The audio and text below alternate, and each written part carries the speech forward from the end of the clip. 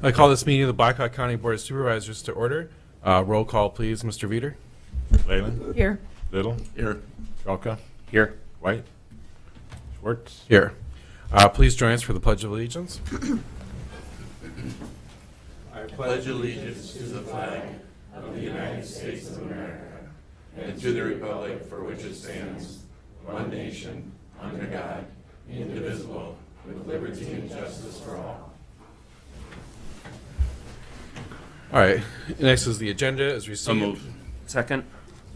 Any discussion? All those in favor, say aye. Aye. Aye. The agenda is approved. Next, we will move into a budget work session. Discussionable possible action, consideration of all aspects of the fiscal year 21 Blackhawk County budget. I believe we have a number of folks that wish to speak to the budget item, whether we're considering whether or not to budget for additional security in the courthouse. And so I would welcome the representatives of those folks to speak to us today. Good morning, Board. Brian Williams, Blackhawk County Attorney. I came to you a couple weeks ago, told you that I felt as though I was somewhat of a spokesperson for employees of this courthouse. And in the last couple weeks, what we've heard, what I've heard, is that people don't feel safe in this courthouse. That there needs to be more done, and that what was done in the past is no longer adequate. And that includes jurors, witnesses, employees, everybody who walks through this door, doors that we compel people to walk through. We make them come here. That they need a sense of security, and that includes not only the attorneys, but the staff, those that are accused of crimes, who very well may be the most exposed in all of this.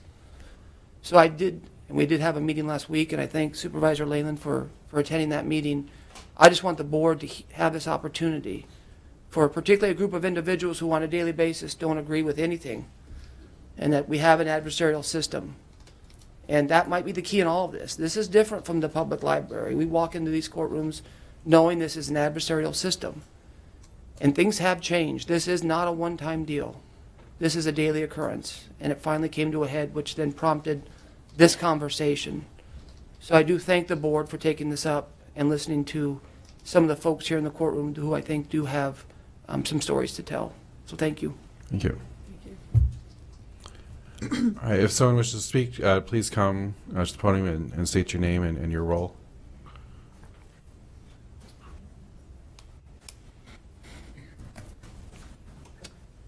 My name is James Catcher. I'm with Assistant County Attorney. Actually, my experience here recently is not just in the courthouse, it was outside the courthouse. After a trial I had, the defendant had been acquitted. He was being released from the Blackhawk County Jail. I went, after I left my office for the day, walking to my car, getting in my car, somebody was approaching, and I looked to see it was the defendant. This is a violent individual, somebody that I have prosecuted in the past for violent crimes. Others in my office have also prosecuted him for violent crimes. He has communicated to Judge LaCar and myself that he wished to kill both of us.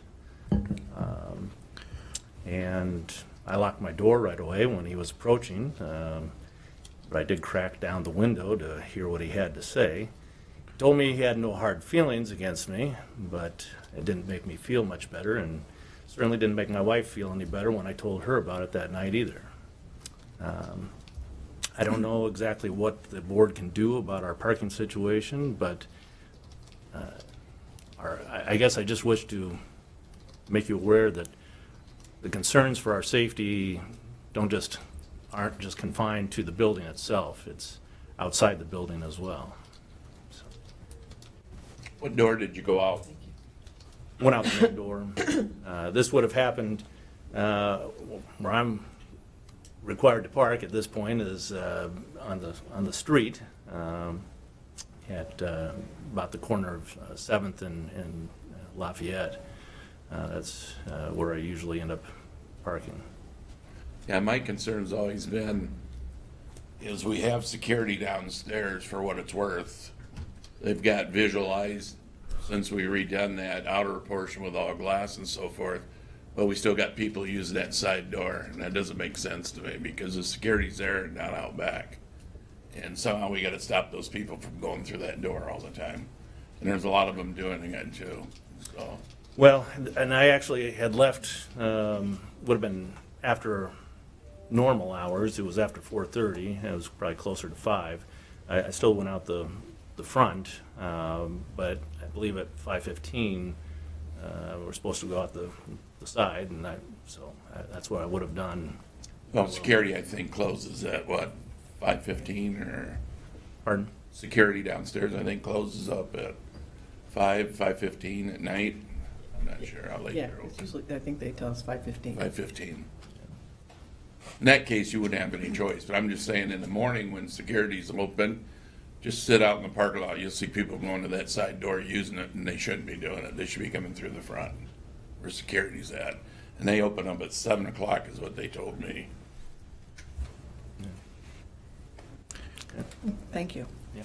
Great. Anyone else wishing to speak?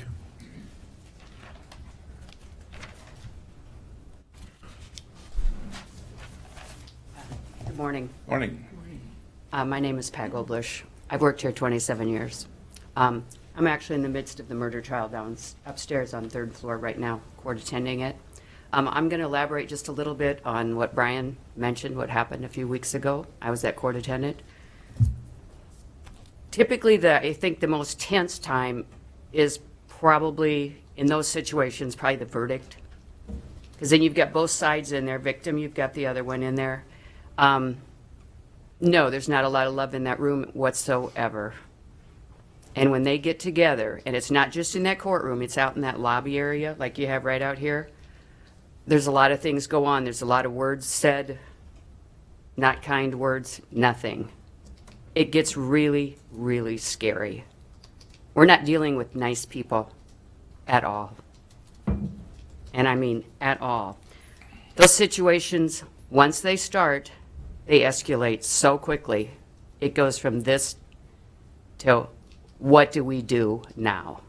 We need somebody there now, not in 30 seconds, not in a minute. We need them now.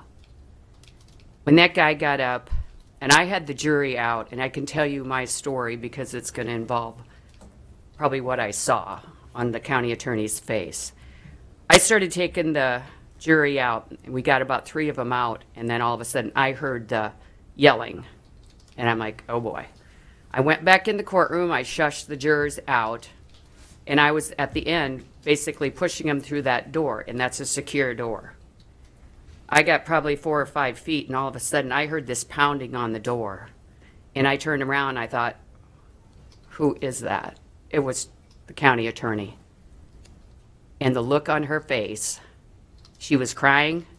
It was horrifying. And all I could do was run back there, open that door, let her into a secure place where no one could get her. And then I have the jurors in there. I have 12 people watching this.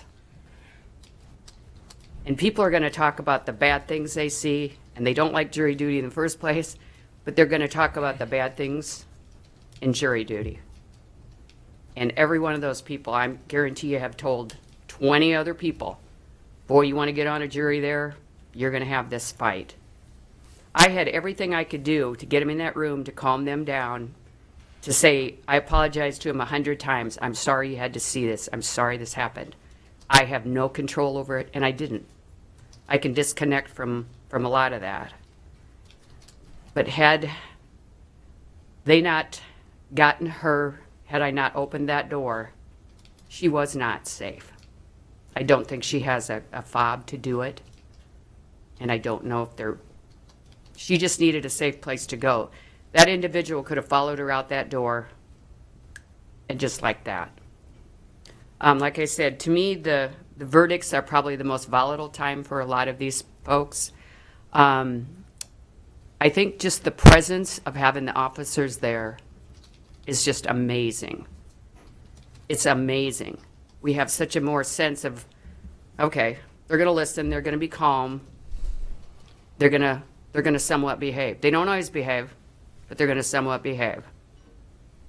I think we need to really take a look at the issue of what it presents to jurors, the public, and particularly when fights happen. Pictures typically will go in the paper. There's always a write-up. There's more negative, very negative publicity.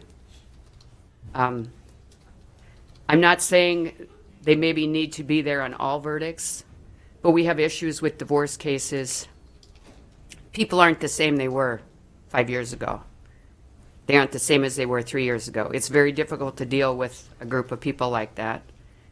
And I guess I'm just asking, I think it would really, really be reassuring, not just to the court attendants. I think it'd be really reassuring to the jurors, because right now we use a number system to start with. And that kind of, in their mind, that really makes them feel much more secure. Also, when that happens, we have to give them an escort out to the car. They're scared to death. They're scared to death. I don't know what to tell them other than that. And I know they don't just break out in trials. It breaks out in lots of other situations like that too. But I hope that you're not just looking at money. Look at people's safety. And it took a situation like this to get to that point, that had he got a hold of her, she probably wouldn't be here. I hope you look at that. I hope you think about it. Thank you. Thank you. Thank you. I'm George Stigler, and I'm one of the judges in this district. And I want to reiterate everything that Ms. Goblish just said by way of how people have changed over the last few years or so.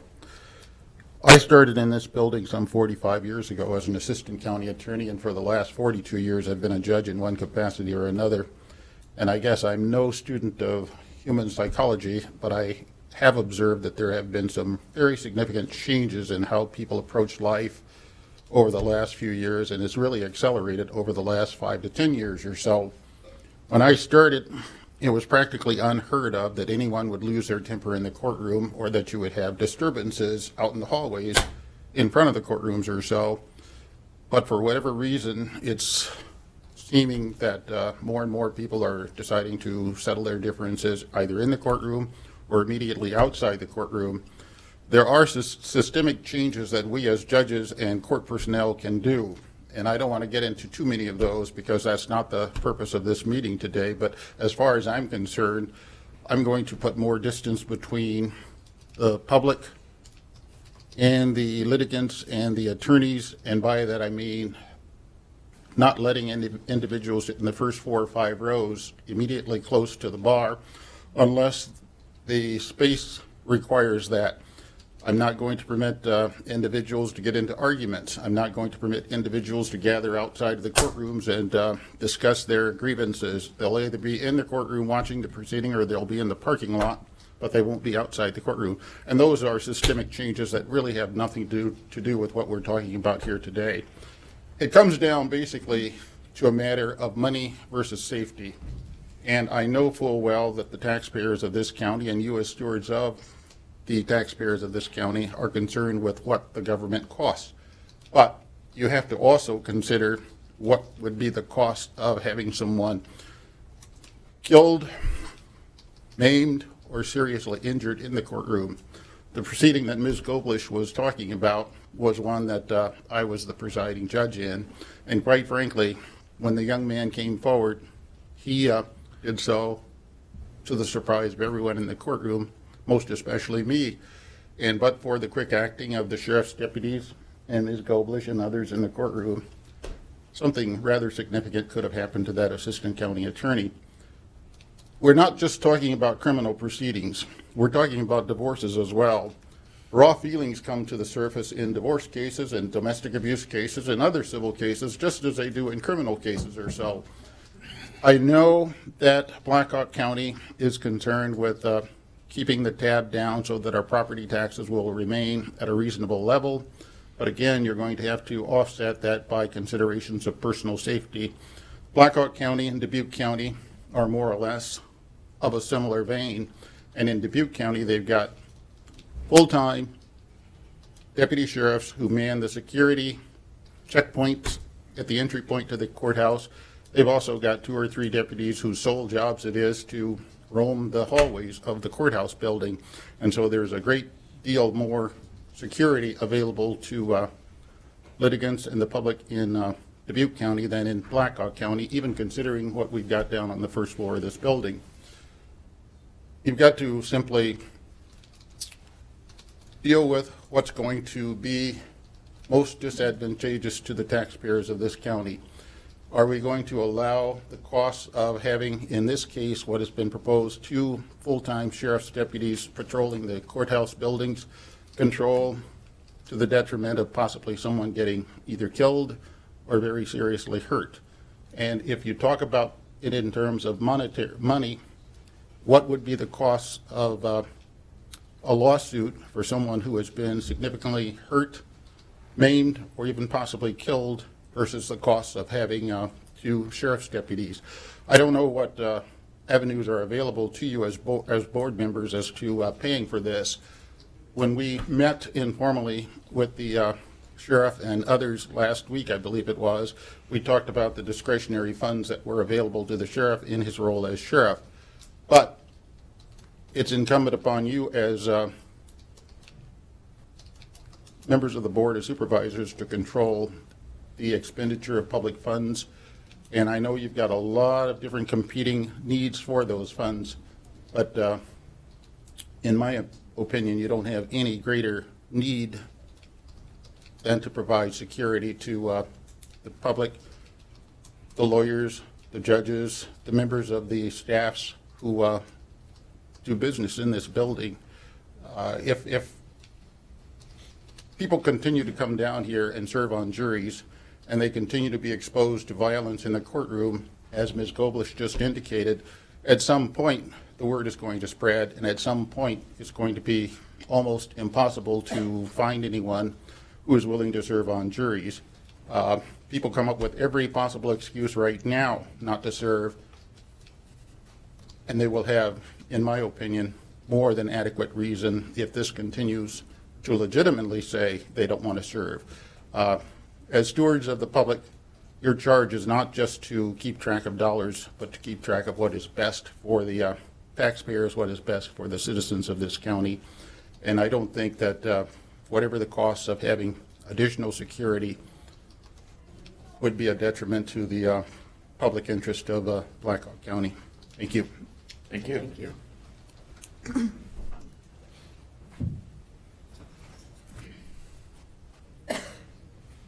Good morning. Morning. My name is Aaron Hawbaker, and I'm the supervisor of the Waterloo Adult Public Defender's Office.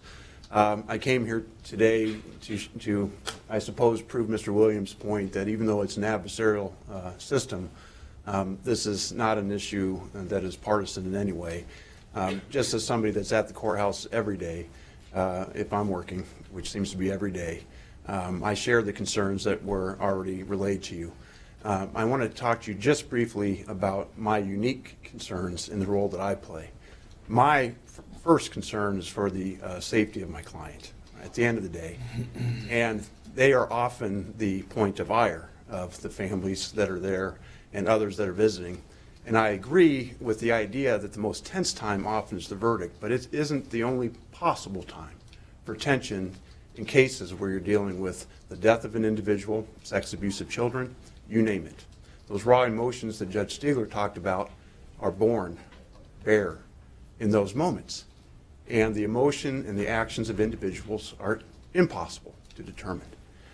And I don't know if you're aware of it, but the setup in our courthouse, my back is to the audience. My client's back is to the audience. And the only shield that we have most of the time, but certainly not all the time, is because there's a single deputy sitting in between us in that bar. And the idea of security runs to my clients and also to my people that work with me, because we're in between oftentimes those individuals that might want to assail our clients and our clients. So the safety concerns are absolutely shared. The final thing that I want to point out, The idea that jurors are scared scares me. We take painful measures to at least do our best to give somebody a fair trial. Even though there are 2 deputies in the jail, and it should be patently obvious to somebody that our client is in jail, they are fully clothed in street clothes, covering up the fact that they have a jail bracelet, because we're trying to make sure that that jury is impartial. And if we, down the road, and I think it's happening now, I agree with Judge Stigler, if we have a situation where you have jurors in there that are fearful, that prejudice, that fear, is going to nobody but our clients. Already, we have a system in place where we don't identify the jurors by name. That's a change, a recent change, to address the fear of jurors. And if the idea now is that they come to the courthouse, they go into a room and hear this terrible evidence, and these terrible deeds, and there's not law enforcement in this courthouse, or down the hall dealing with child support and the divorce matters you're talking about, we are not only creating a problem with safety, but down the road it creates an issue with what I consider to be our most important role in this courthouse, and that is the system of justice. So those concerns, I think you can add to the list that have already been addressed. Thank you. Thank you. All right, anybody else, please?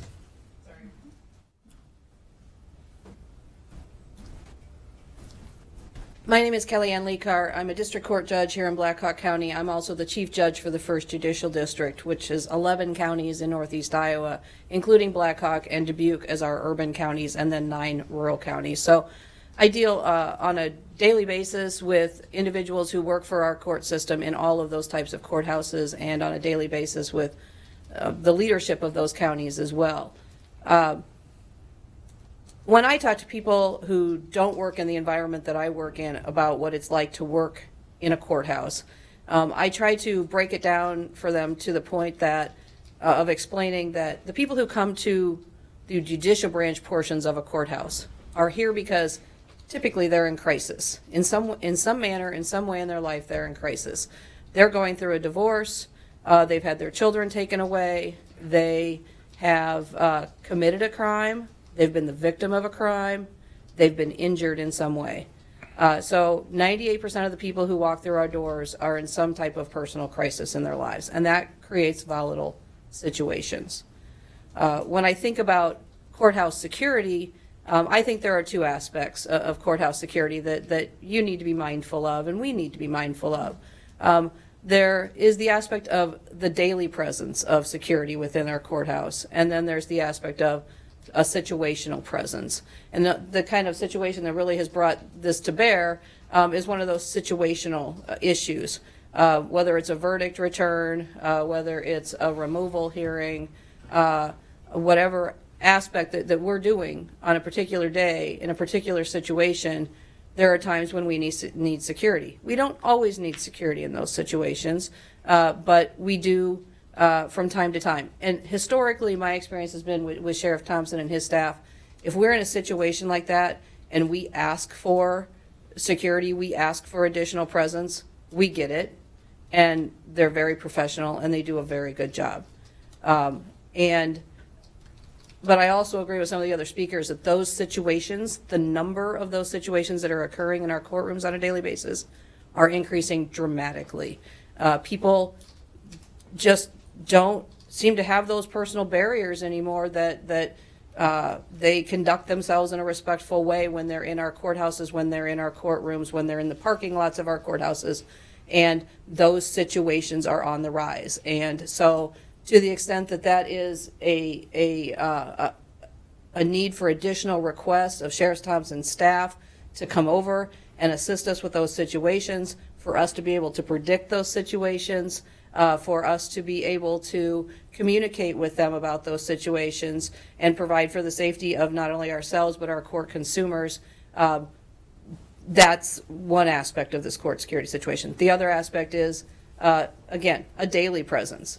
I've been in a lot of other courthouses around the state, whether it's Dubuque, as Judge Stigler talked about, Scott County, Lynn County. When you go through security, you're seeing sheriff personnel standing there, working you through, and then you're also seeing sheriff personnel throughout the courthouse, doing daily rounds, just being a presence. And it is amazing how much that presence of just someone knowing that someone's in the courthouse, knowing that someone's nearby, and we're on 3 levels here in this courthouse in terms of our court situation, and that would be difficult for one person to cover perhaps, but even just having that daily presence of someone walking around, being by the front door, does make a huge difference in terms of those situations maybe not getting out of control or being less likely to get out of control within the courthouse. So I think those are both those aspects are things that you need to keep in mind when you're planning around this, that we need the daily presence and we need the situational presence.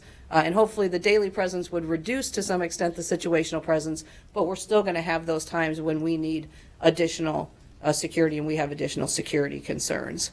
And I think the final aspect that a lot of people have talked to that I would just bring to bear is this aspect of jurors.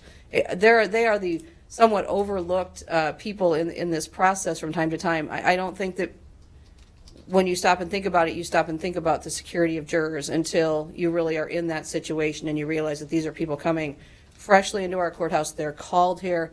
They're asked to do a service. They're expected to do a service. They're put in that situation. They have no idea what they're walking into. This is not something they deal with in their daily lives. And we have implemented measures, the use of the number system, as Judge Stigler talked about, perhaps moving the public back within the courtroom. These are things that we've done or we can do and we will continue to do, and we're more than willing to partner with you and make sure that we're doing what we can from our end to make the process as secure as possible as well. But we do need that partnership from you and the support from you, and I realize it's going to take budget dollars to do that, to provide the additional security that we need. Thank you. Thank you. Is there anyone else that wishes to speak today?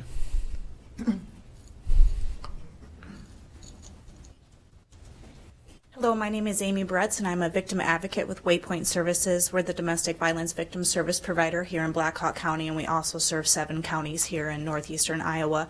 The concern I have is, and Judge Stigler mentioned it as well, is with domestic violence victims. I work with a lot of victims on the civil side with filing for protective orders, and then we have that hearing that takes place afterwards. The judges do a very good job with the safety of my clients, but one thing I've noticed is once the hearing is over, if the perpetrator would leave first, we've had perpetrators sitting in their cars, yelling things at victims, other people that are with the perpetrator yelling, threatening things at the victims, even to the point where the victims are being followed out of the parking lot and away from this area, which is intimidating them. So that's a safety concern as well, because once they leave the courthouse, we can't control what happens, but as long as they're in the parking lot, surveillance, extra deputies to make sure that they're to their car safely, and also making sure that perpetrator does leave the parking lot, because it is raising a really big safety concern for those victims. So just a little bit protection for them, because filing for the civil protective order is hard enough, but when an abuser loses that power and control, it runs a very large safety risk for that victim. So just being mindful of their safety as well as everyone that's involved, because like Judge Stigler said, emotions are high. It's not only been with civil protective orders, it's also been in divorce cases and different civil cases regarding that. So that's one thing that I think we should look at to make sure that everyone is safe when they're leaving the courthouse as well as in the courthouse. And we have had sheriff's deputies in the room for civil protective orders. It's always been great if I had a client that has requested one. I've never had a problem getting one there, and it does really help the client, knowing that there is someone there just in case something happens. But the thing is these victims are scared. They know their safety better than any one of us do. So coming up with a safety plan, how can we get out of this courthouse without anything happening to us? A lot of victims don't even want to file for a civil protective order because they think if I do this, I'm in danger. I'm risking my life because it's going to upset this person. This person's going to lose that control. So making sure that they're safe when we leave, and that's just an issue that I've noticed that's happened several times, and I think that's something we should take a look at as well. Thank you. Thank you. Right.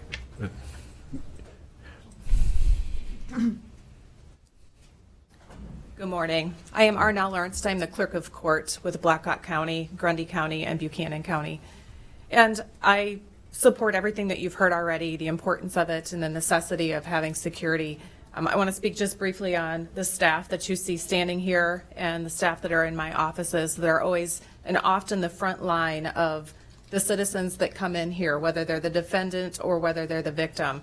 We work with Child Support Recovery Unit on Monday afternoon, where you've got people, you've got the families, you've got the new boyfriend, the new girlfriend, and both parties they're talking about money, driver's license, the loss of driver's license, the loss of being able to go to work, and just the family dynamics alone that are heated every Monday afternoon. You've got Tuesdays where you've got trials starting. You've got people coming in to talk about their driver's license again that have been taken away.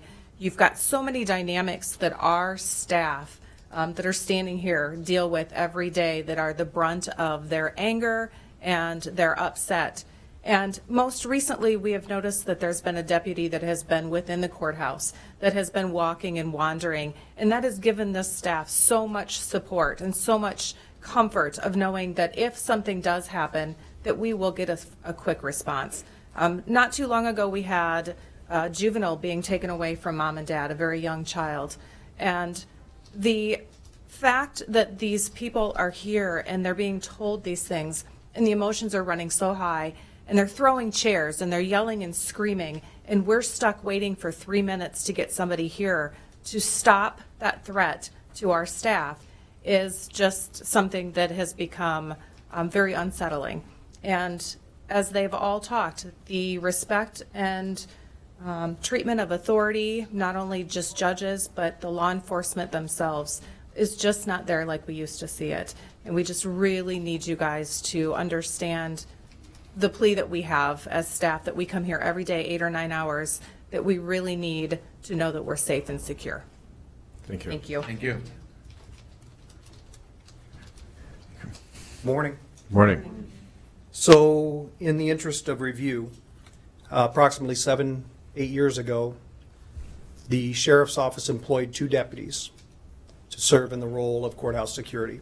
And what courthouse security means to us, is for those incarcerated inmates that have to be escorted for court proceedings. So 7 or 8 years ago, 2 deputies provided that security and provided that service. Today, that utility squad that provides that service now has 6 officers doing that very same role. But we're not doing anything more.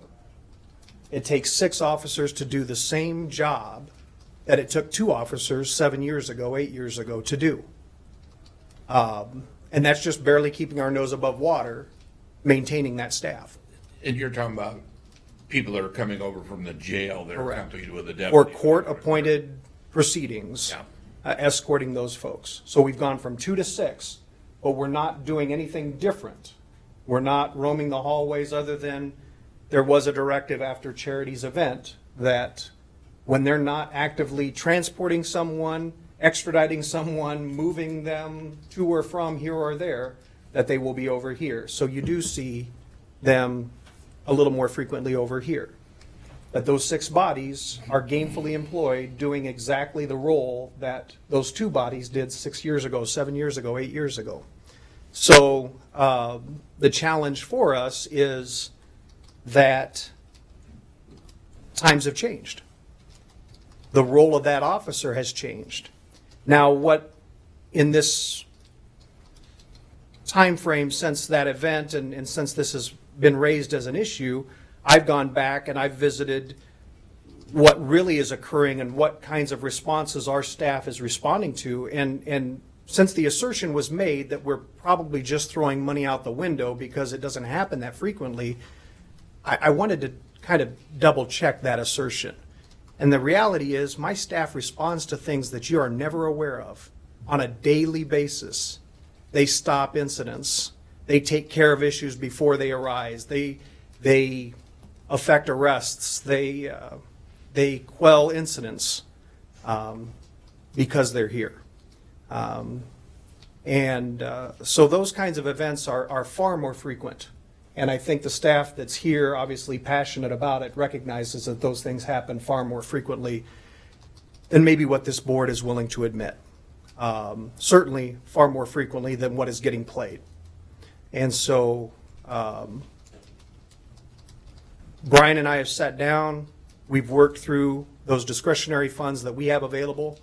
We know very comfortably that between the room and board fund, the 60-40% split, and some of his fine collection funds, that we can sustain a body, an additional FTE. We know that we can do that. We know that we cannot sustain, particularly with the Albright and the Gross decision and the dwindling of those funds for room and board that is coming in now. We are not comfortable in being able to tell you that we can support 2 FTEs. But between the two of us with skin in the game, being able to sustain that and be able to long-term sustain that, because what we don't want to do is hire somebody and look 2 years down the road and say there is no more money in that fund. This would be a complete and total diversion of all 60 and 40% of that fund into complete and total room and board funds into complete and total courthouse security focus. We are comfortable that we can support 1 FTE for the long term. But we have made the assertion that 1 is not enough. I think you've heard here that 1 is not enough. I was bold enough on Tuesday to tell you that I won't sacrifice finances for safety. I think it takes 2 to do it. And then we will absorb the coverage for vacation and sick time and that kind of stuff through that 6-member team. But I think 2 bodies is what it takes, and I found you 1. So at the end of the day, that's what we've been able to come up with. And obviously, this is a serious issue. So from a budgetary perspective, which is what you're here to do today, I bring you back full circle to what you're really here to talk about, is finding the funds to be able to focus on the things that are important to the citizens of this county. What questions do you have for me?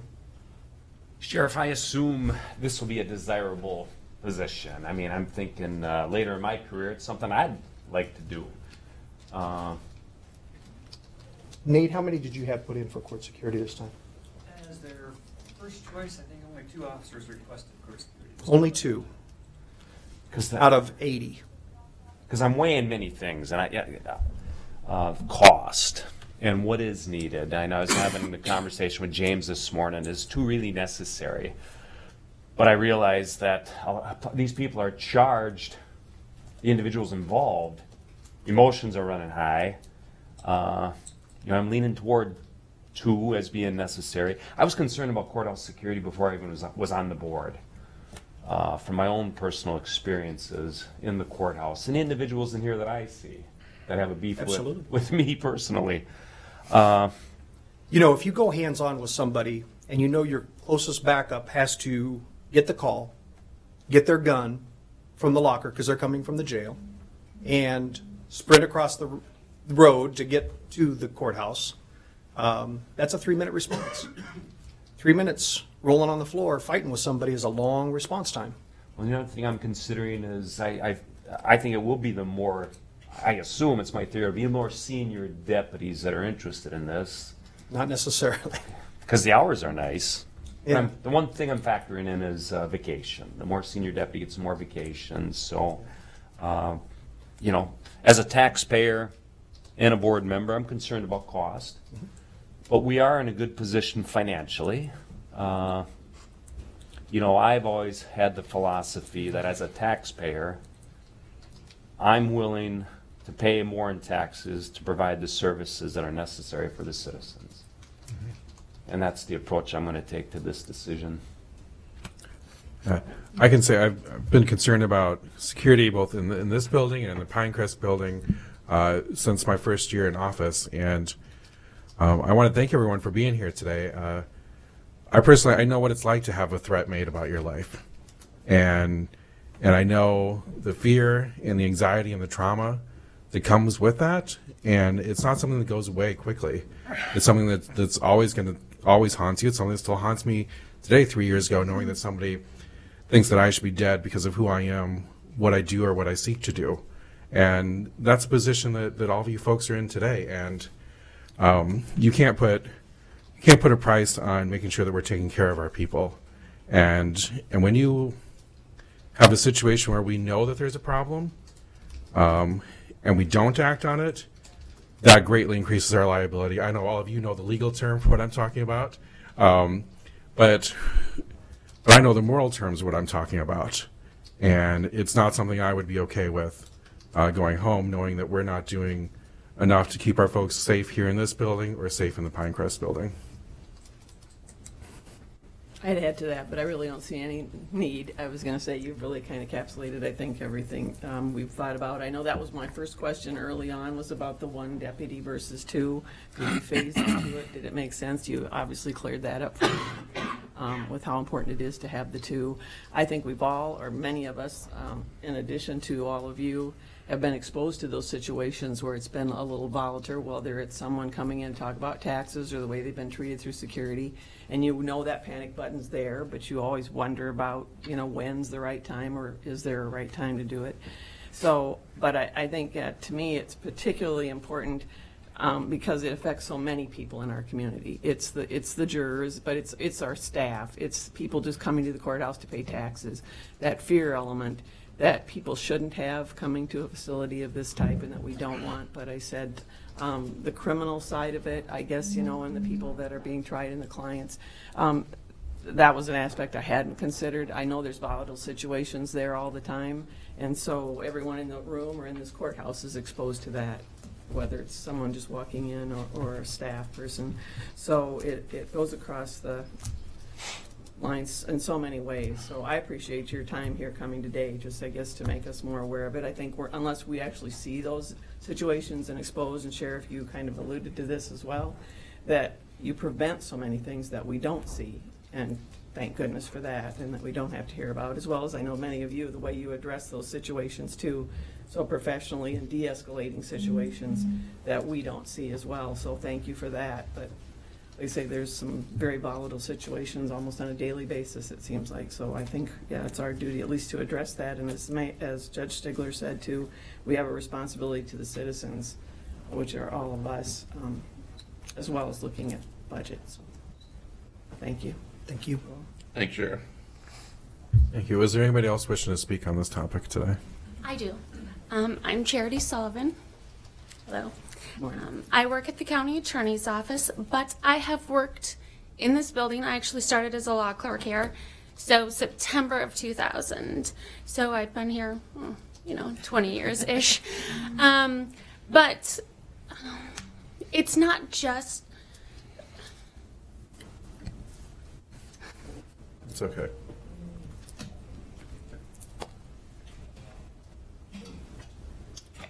It's very hard to hear everyone talk about me being in this situation. As a county attorney, working in that office, it's your case, it's your courtroom, it's your evidence. You're the one who makes those choices.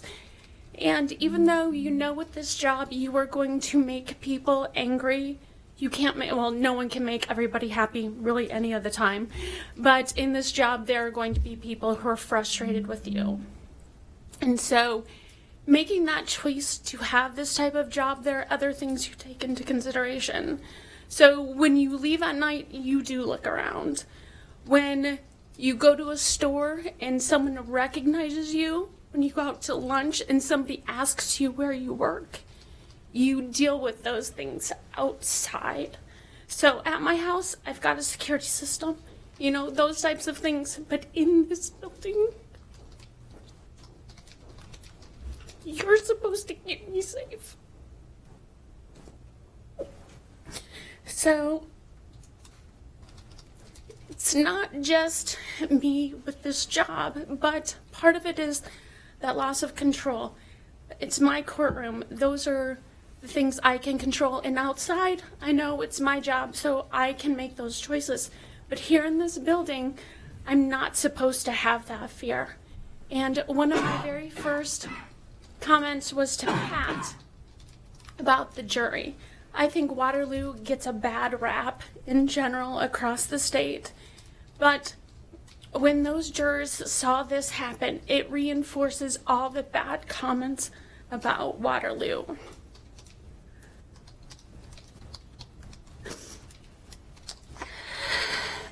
And we had several very young people on my jury.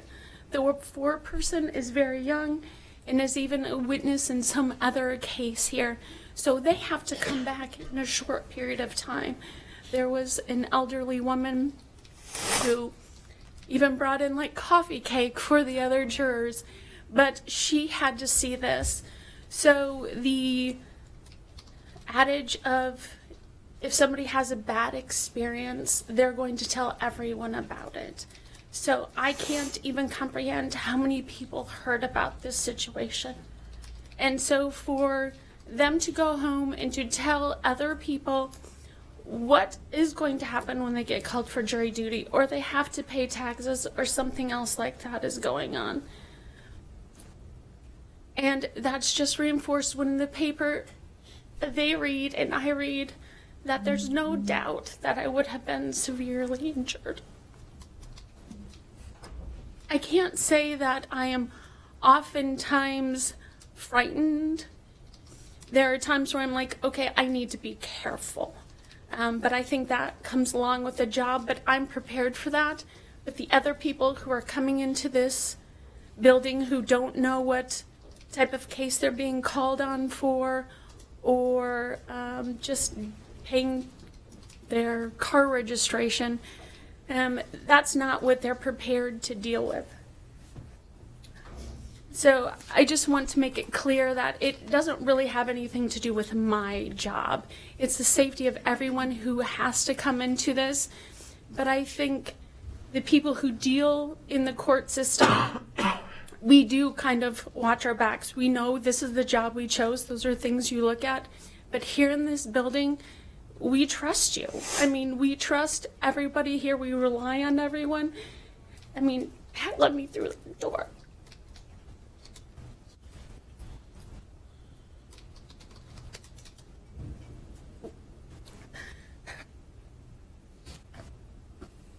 But I just want you to know it's not a one-time incident. The number of times where my office is downstairs that I can hear screaming and yelling at our fine collection division, which is across. I mean, we have glass, and there's a reason for it. We have a huge open window in our office that is now glassed off. But safety isn't just for the county attorneys. It's not just for the defense attorneys. It's for everybody who works in the building or has to come to the building. But if you've got any questions now or later, just feel free to. Thank you. Thank you. Thank you. All right. Would anybody else like to speak today? I just want to take the time to thank the board for taking this up. I know it's somewhat unusual, and I hope this did shed some light on what we're seeing day to day. So I do want to thank the board for taking this up. Thank you. Thank you. All right. And we do have a meeting of the Security Committee at 3 o'clock this afternoon. We'll be both discussing what we will bring and recommend to the board on Tuesday, I believe, both for this building and the Pinecrest building, because this is not an issue that's isolated just to the courthouse.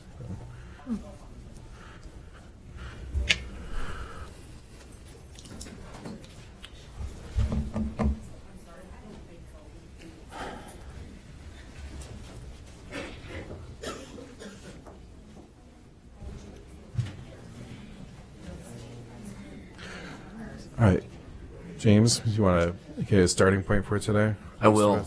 I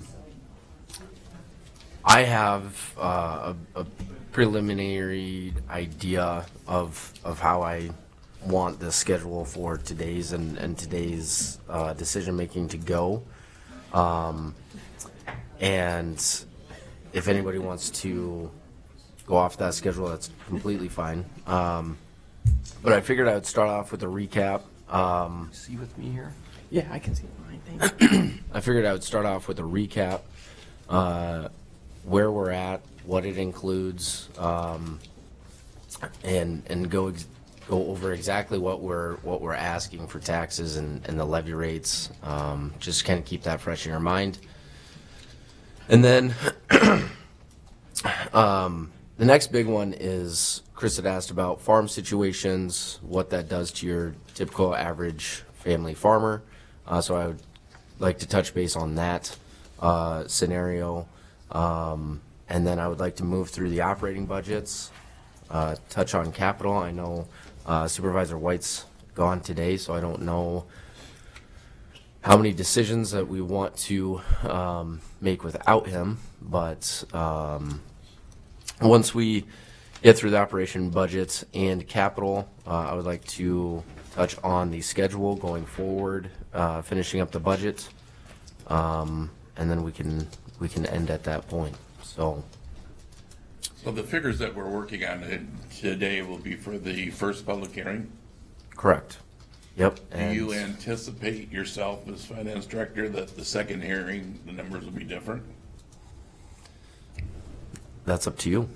I mean, that's up to the board. You're doing the max on the first hearing, right? What I'm doing for the hearing is I am bringing in everyone's requests, because what that does, that allows me to get really a max levy rate that we will need. So I anticipate if this does change, it should go down. The one reason why I wanted to touch on the rural and the farm situations and those scenarios are if we do decide to make a transfer from rural tax askings to general tax askings, which I don't know if that's what the board would like to do, but if it is, I will need to know that higher general levy rate after we transfer the allotted dollars from rural to general. So that is why I want that to be one of the first things that we kind of decide on, so we exactly know where we're at, where we need to cut, if we do need to cut. And again, those are just kind of your decisions, but I can present them. I can present them today. And Chris, what were you asking for on the rural?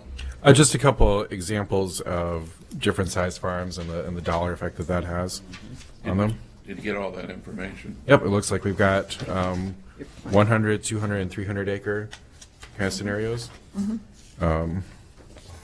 So let me pull this up here. So under this scenario here, James, urban's down. Correct. Rural residential is down. Correct. And ag is up for the second time in a row, right? Correct. It was up last year and it jumps probably another $6 and something. Is that correct? I think it's around 13 something. From last year to this year? Yeah. It actually increased more than that here. So for that number to change, we'd have to change the rural transfer. Is that correct? Well, not necessarily. You have a few different options regarding that. If you want to lower the rural rate, you can cut the budget in just the rural. You can transfer some tax askings from the rural fund to the general fund, and that will help the overall picture. For the rural. Correct. Yeah. Yes. Yeah, I'm it sorry. doesn't I'm help- sorry. doesn't I'm help sorry. the overall picture. Yes. Yeah, I'm sorry. I was gonna You're say. right. That's got to go somewhere. Exactly. So what that does is that transfers from just the rural individuals, and that puts it on everybody in the county. So what that does is that really transfers the tax burden from the rural to rural and urban. And I would love to hear a good argument for why we would do that. Yeah. I mean, Why we would? yes, because that would be taxing some people. You're absolutely right, and that is completely And not that we up can't to the do board. it if that was the decision of the board, but I just would like to hear the argument, I guess. If The- that was what we That'd be would do, taxing why. who, Linda? You're gonna. I'm sorry? You said that'd be taxing who?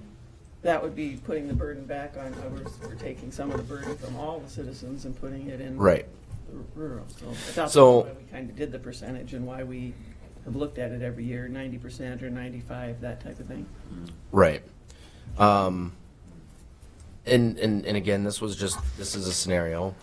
If the shoe was on the other foot, and we were able to transfer from general to rural to help the overall tax base or the urban, just to help lower their rates, would we do that? I don't know. Again, I'm providing options, but really what that does is, because we're in a situation where the rollbacks really affected the valuations, we as a county are not, I mean, frankly, we're not asking for really any more money. But because the rollbacks are transferring this tax burden from urban to rural, as a county, do we try to level that off a little bit? And again, I don't have that answer, but that's a scenario that that you're presented with. Now, again, if the shoe's on the other foot and rural is going down dramatically and the general or urban residents are paying quite a bit more, do we try to manipulate that tax rate a little bit to try to keep things as level as possible so you don't see these spikes and valleys? But again, it's really not on the county necessarily. It is purely on the tax rollbacks. And so... Well, I'm looking at the difference between 20 and 21. That's kind of the scenarios I was asking for you. And it was like, Yep. So I wanted to examine kind of real world impact on some of these farms. So it looks like on the 100-acre farm, things are actually going down about $6, right, total? Yes. And we look at to have an understanding what the total value of these properties are, we have to add the abstract report for the land, building, and dwelling. Is that correct?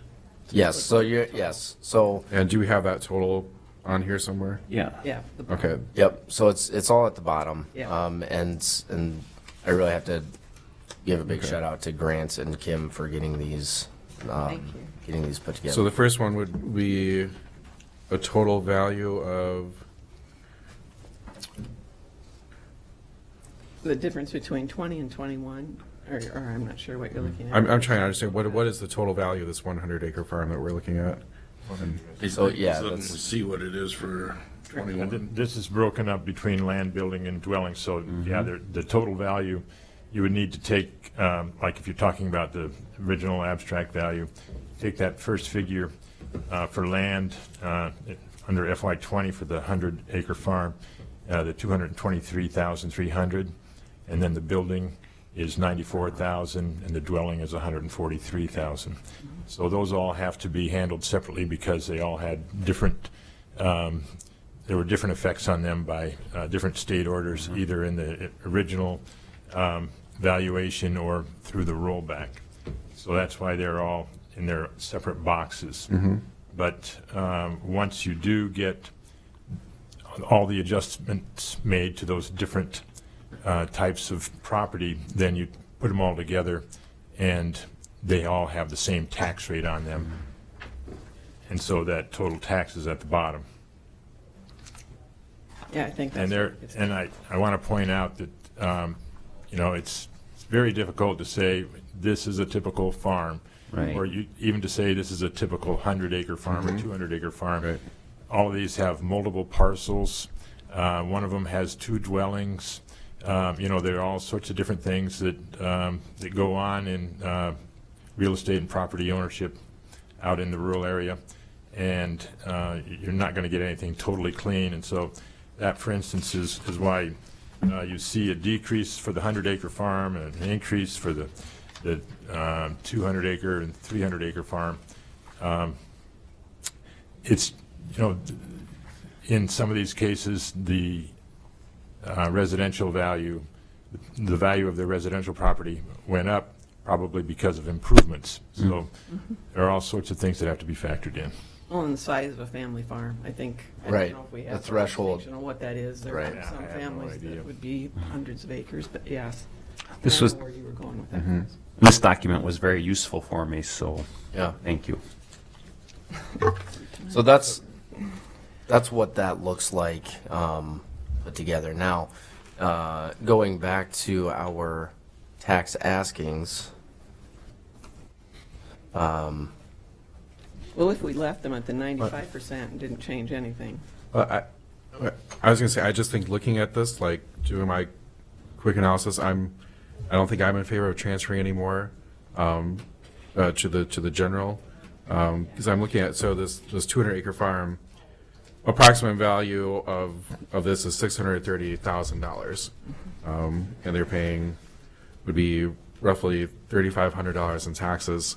I know that I'll just speak about my own home. So is about $200,000, and I pay about $4,500 in taxes. This is just the county portion of the tax. It So doesn't, what other portion? So there'd be a still school on top of this. there'd be school, Right. for the rural area, mostly Be- school, a little bit for. Be nice to have a estimate of what that. Okay, that's good to. Well, the other thing I'm considering is we can't look in a crystal ball, but what's the economy going to do in the future? I'm optimistic about the agricultural economy in the future.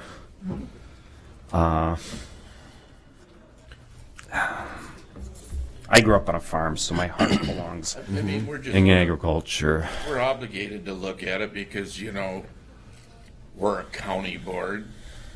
We are largely urban, but at the same time, we have to look at it because we are a county board.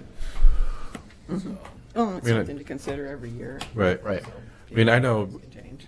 my family lost their dairy farm to bankruptcy and auction before I was born in the 70s. But I don't think even then, like a $100 increase in taxes or a $70 increase in taxes is what broke the farm, so to speak. So it seems Right. And one thing we have to consider right now is based on the actions of the state, what numbers we may have to manipulate to cover the loss incurred by the actions of the state. Right. Yeah, we'd like them to correct those actions.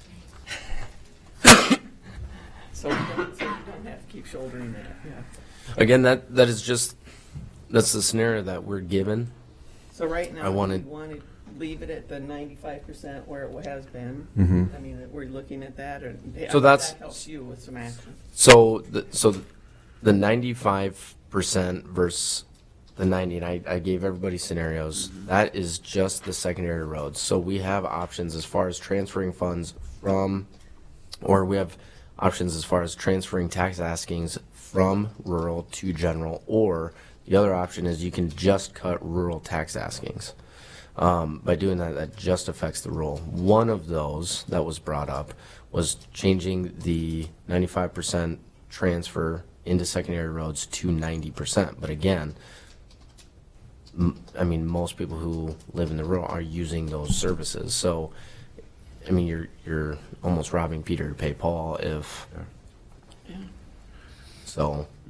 Well, we spent some time last year in trying to rectify those percentages for rural services versus We were at urban. 80% one time. That's right. That's right. We took action. 85, we went Yeah. to 90 and then 95. And we did. I mean, I know I got some negative feedback about that. Yeah. Action.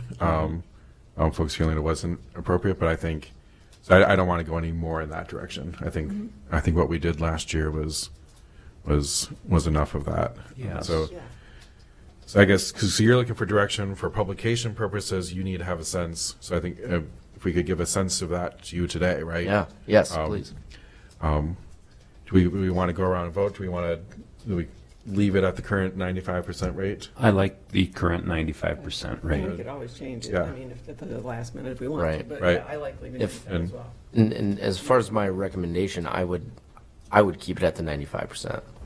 Would you like a vote on that grant so that we have something on record and we can go back and change, or just that we, We didn't change it, it's there. some things we need, okay, Doesn't hurt to take a vote. okay. All right. I would entertain a resolution. Okay. I will Make make that motion. All right. We have a motion to keep the current transfer at the 95% rate. Is this clear on everybody what we're voting on? Yes. All right. All those in favor say aye. Aye. You All might those- want a resolution, you might want to roll. Would you like a roll call? It gives, to me, it gives you. All right. I'll take a roll call, Especially please. when we're without Craig. Sure. too, so. Okay. Roll call, please, Mr. Veeder. Leyland, Yes, Little? Yes. Jelka? Yes. Schwartz? Yes. Revisit it. All right. All right, so that's the first major decision out of the way today. Yes, perfect. Check off the list, Check. right? 9 o'clock. and we I was get- going to mention this, James. We talked the other day about having the gentleman from Library Services kind of be able Yes. to make his presentation and go, so we don't keep him here Yep. for a long time. Yes. Thank you for reminding us that. Would you please come up? Yeah. I brought friends. Okay. Are they friends of the library? Well, several libraries. So we're here representing all the Blackhawk County libraries, and Kelly Sterling is the director of the Cedar Falls Library, and Michelle Lillard, Dunkerton Oh, Library. great. And we actually have a few slides. We'll be very brief, we promise. okay. That's- We do have a few slides to show you. Okay, sure. Do you have a zip drive or? Yeah, I think do, it's in yep. the- Is it in? Okay.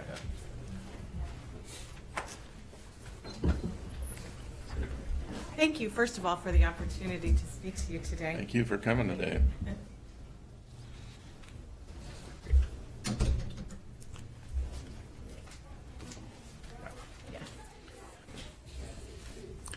By the way, thank you for forgiving my library fines. What? It was for everybody. There's no quid pro quo. We understand, but it was the right thing to do.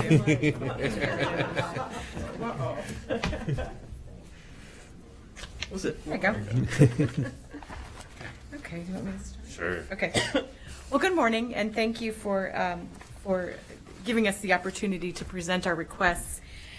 We thank you for the $150,000 that you awarded the Blackhawk County Libraries last year for service to rural residents. And this year, let's go to the next slide. Maybe it's easier to do it this way. There we go. Our request for FY21 is an increase to $169,000, which would be $1,776 per capita to further close the gap with the state average. Right now, the state average is $19.56, so we're a little, almost $2 lower than the state average right now. We do want to remind you of what we do for rural residents with the money that you award the Blackhawk County Libraries. We circulated over 1 million items collectively to residents from Blackhawk County through our libraries last year. Library collections are expanding, as you may have heard. Many libraries have libraries of things, so it's not just books and audio and video anymore. We're also loaning tools and musical instruments and various other kinds of things that assist people in their daily lives. We also serve as sort of the classroom for homeschooling families. So instead of using a school library with textbooks, many homeschooling families use their public libraries as their classroom, where the materials that we provide are their textbooks. We also provide access to services. Digital divide has been around for a long time, and we are still making progress towards narrowing that gap. We provide internet and Wi-Fi access to people who do not have that access otherwise, and a number of other services, including helping people to mediate information these days.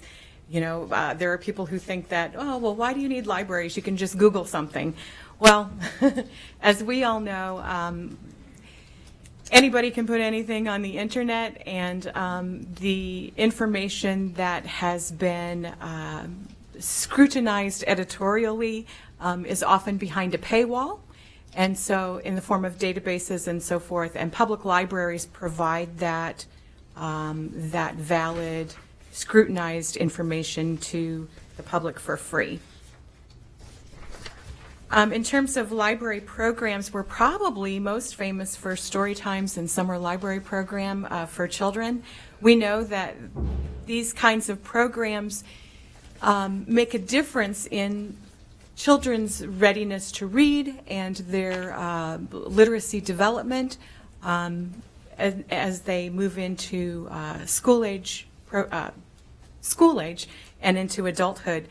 The National Center for Education Statistics and the Department of Education did a study that's ongoing, longitudinal, that followed children from birth through school. And what they did was they looked at how children spent their time in the years before they started school. And then they measured their success a number of ways as they moved through the school years. And after they factored out all of those things that people normally blame for the differences in success rates for children, things like socioeconomic status, race, all those other factors that usually get blamed for those differences, when they factored those out, what they were left with were the things that really make a difference in the development of children's literacy.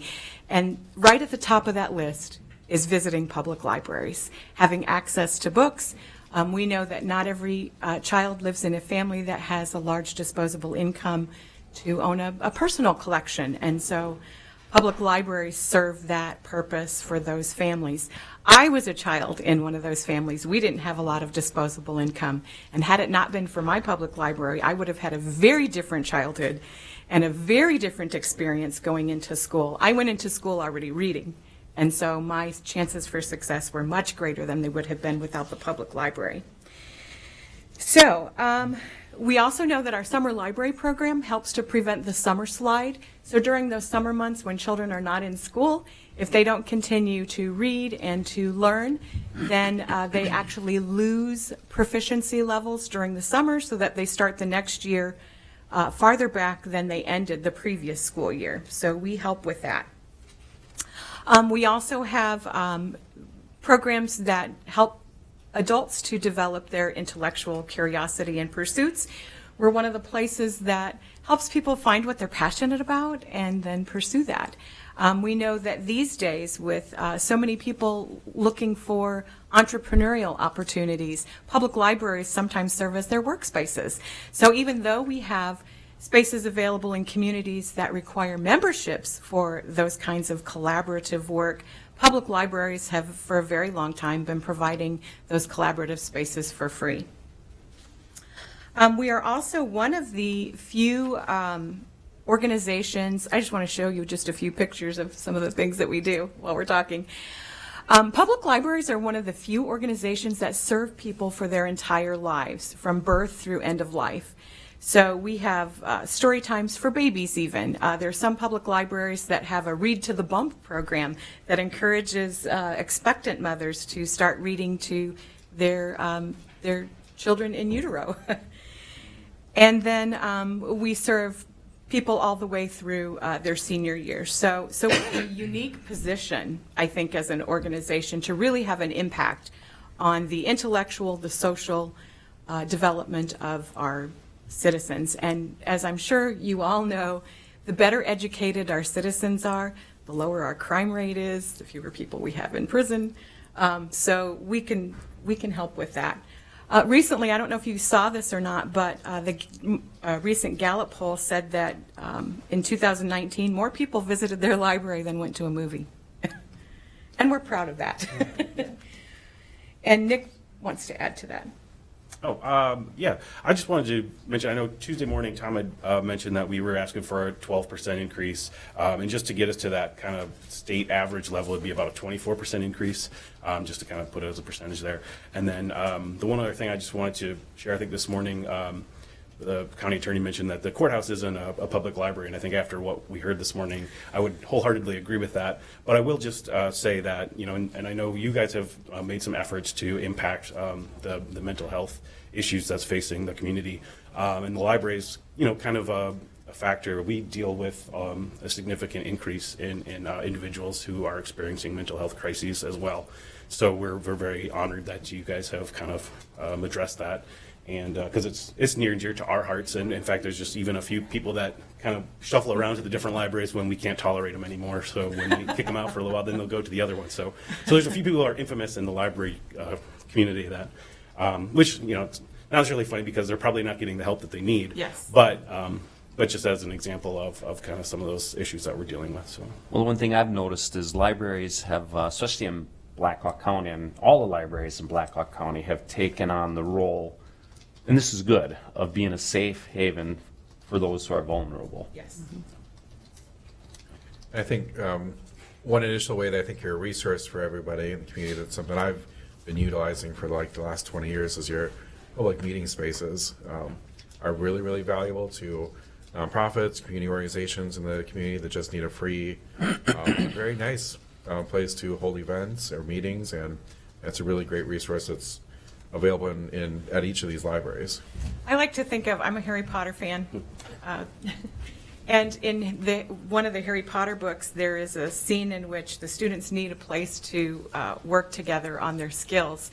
And Hogwarts Castle presents them with the Room of Requirement, which is a room that appears when students have a particular need for a space. And we like to think of ourselves as the community's Room of Requirement. We try to both anticipate and respond to what the community expects of their libraries. So if we don't get this increase, that because of Voldemort? Just kidding. Any questions for us? Thank you. No, thank you. No, I don't think. Thanks for the presentation. Would folks be ready to take action on the library budget today? That is one other thing that is going to be coming out of the rural fund as well. Okay. So if you are looking for, Wait till he comes back, Greg. So I guess for publication purposes, publish at the 169? that would give me my max, absolutely. Have you got the max built into it right now? No, I have the Yeah. 3%, so I would increase it by 14,000. Okay. So. It's up to the board, so.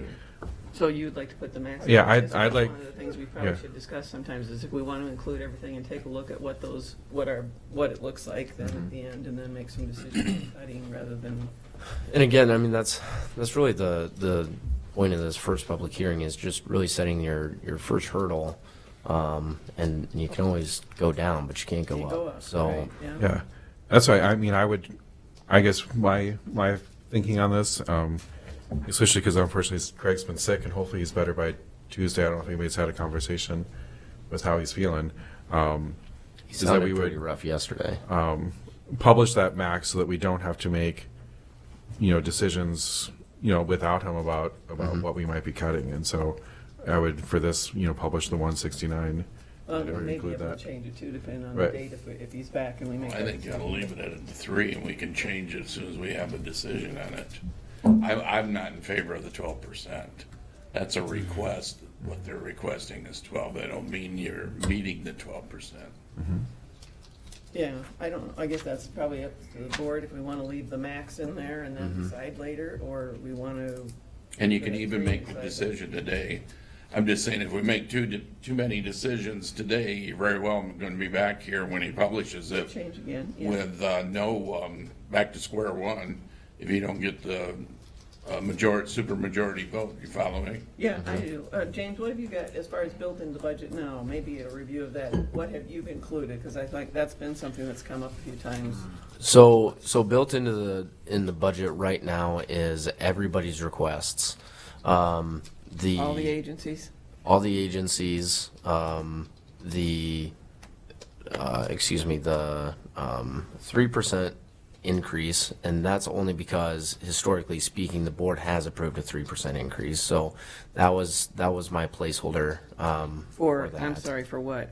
I'm not clear. The libraries. The library. Oh, the library's been 3%. And you do have all the agencies in there?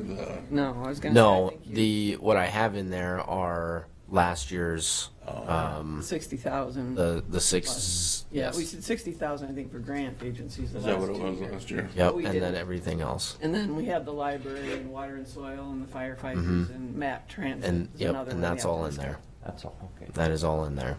So, I have the. There were requests. We need to go over those too, probably, because there were some increases. Met Transit was a bit of an increase in library. I don't know about the others, firefighters Yep. and water and soil. So are they, what's included in that then? Are those all? The Met Transit request is increased in there. They asked for a 3% increase, so that is in there. Okay. And then the placeholders for the Blackhawk County Sewer, those have Soil stayed and the water. same. So That's in yep, there. So just, they stayed the same? yep, those stay the same historically. And library's just for the 3%. Correct. So I'm okay with either. I'm okay with putting it in and taking a look at it later. If that's what you want Yes. to do. Why not? Okay. Yes. It does allow us to make at a that map. decision later.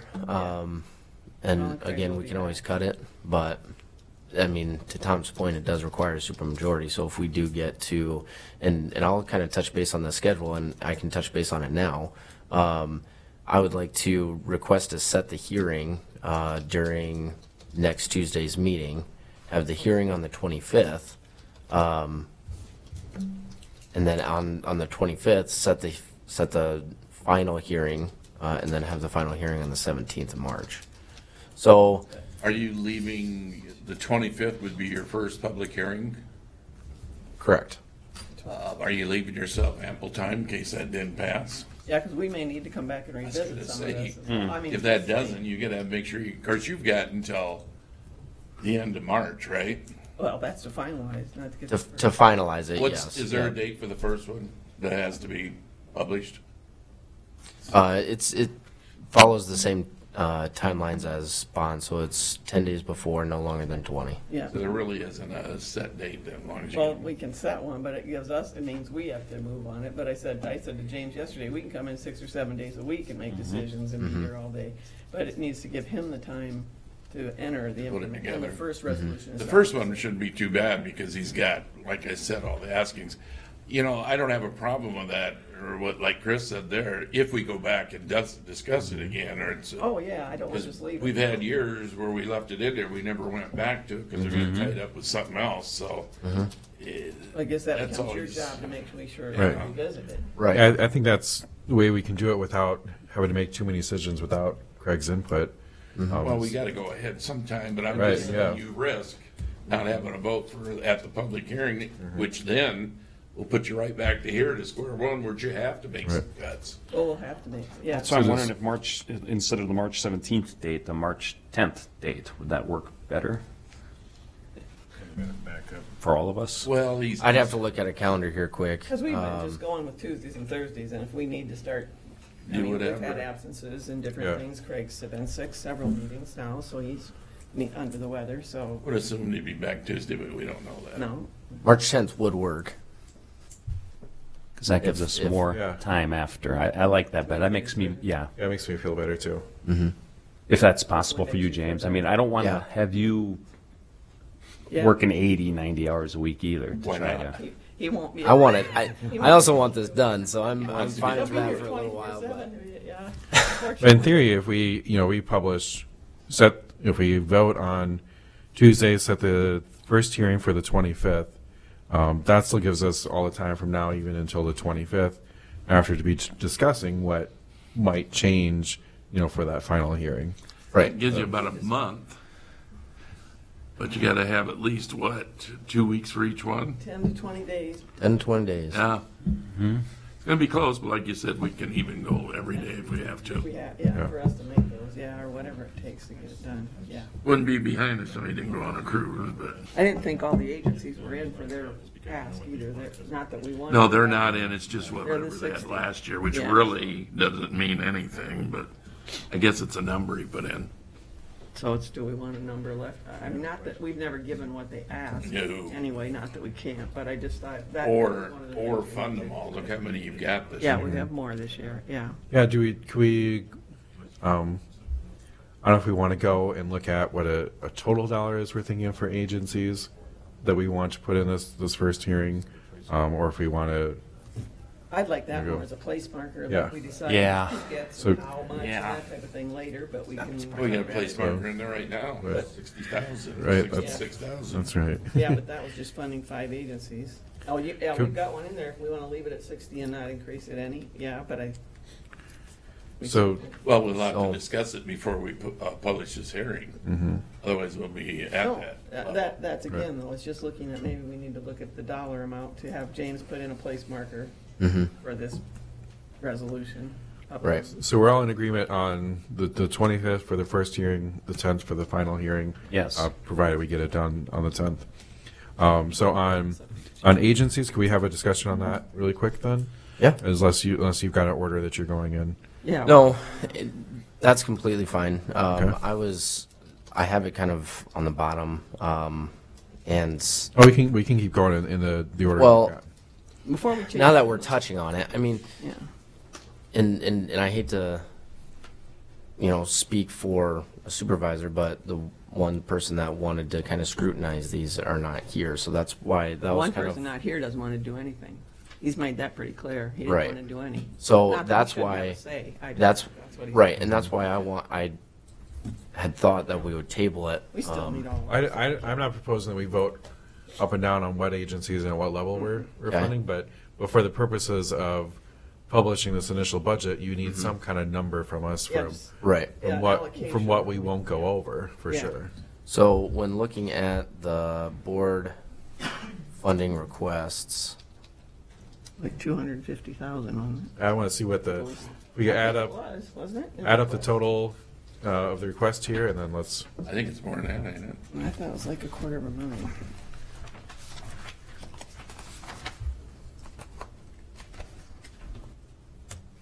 Of course, you got a lot of different ones from last year, too.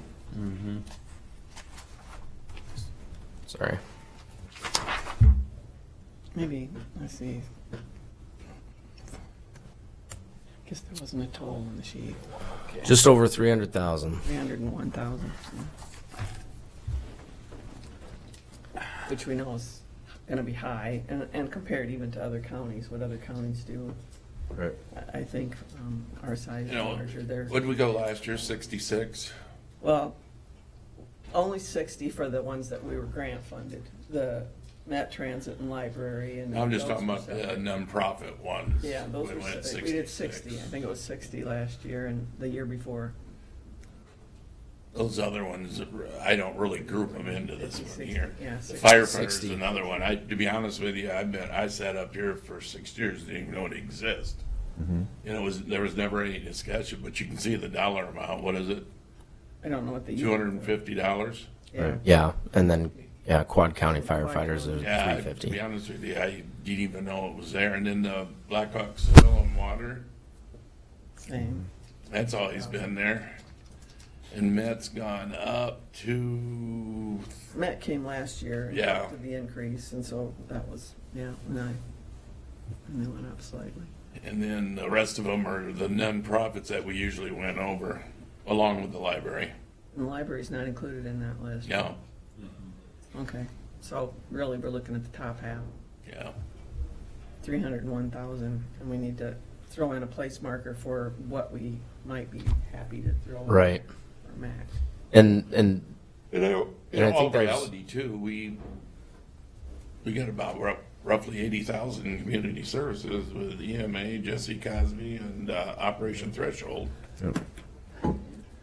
We've done those all for years. Yeah, I've done that for the last 14 years, and that equals about 80 grand there. And they're all for services, no wages. Right. Those are for services if we weren't contracting out to them that we'd be providing as staff. All for too. services. County social services. At 3%. There. Usually get a 3% every year. Yeah. And I think it was Linda who brought it up last time that we could decide on a dollar amount just to move forward, and then how we allocate those funds can rely on. Yeah, we can always go back to you that know. number later and say, It- and still, we could take out, but. Because there's a lot of them up there that I wouldn't even consider. I don't know, it's 100, what's a dollar amount that, 100,000 is what I'm throwing out there. yeah. I know I'd like to do more, but I 40,000 think more it's than the first last time year, we've but done that don't it. mean we're gonna do it either. Right. I guess I would support that as well, because I think we need to go into this kind of slowly. We want to look at our county needs and some of those things as well. when we And the start bottom line, introducing. I'm always concerned about the bottom line. So, yeah. Mhm.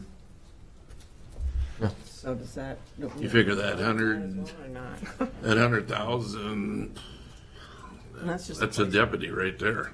Well, that's just a place marker for now. Not quite, because it's a yeah. Request, like it Yeah. can go down.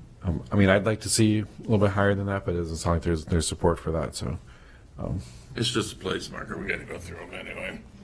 Yeah. We But can a keep place in marker mind, we though, can't that- go above. Right. So, yeah, just we wouldn't go above, but yeah, I don't know that you'd have that today. But again, we pay for services, not for wages. There was a couple of them up there that even came right out and said wages.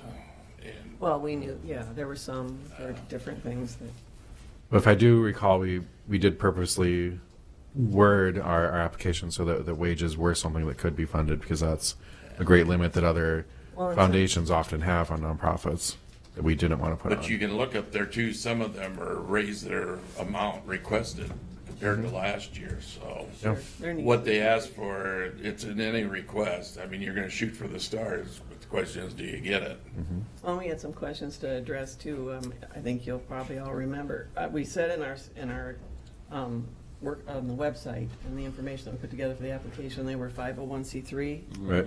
And the gentleman, we thought he was a 501c3, I think, until we looked closer, but unfortunately, the 4-H is a 501c4. Yeah, which I didn't understand why they'd be. So I have a little bit of expertise in the difference between 501c3s and 501c4s. I have no idea why they would be a 501c4. 501c4s are typically what you call a social welfare organization, but they're mostly used by political advocacy groups to do work. And so they're still nonprofit, but they're not tax deductible. Well, they're And so tied, it's- they're tied to the Iowa State Extension, ain't they? Right. Yeah.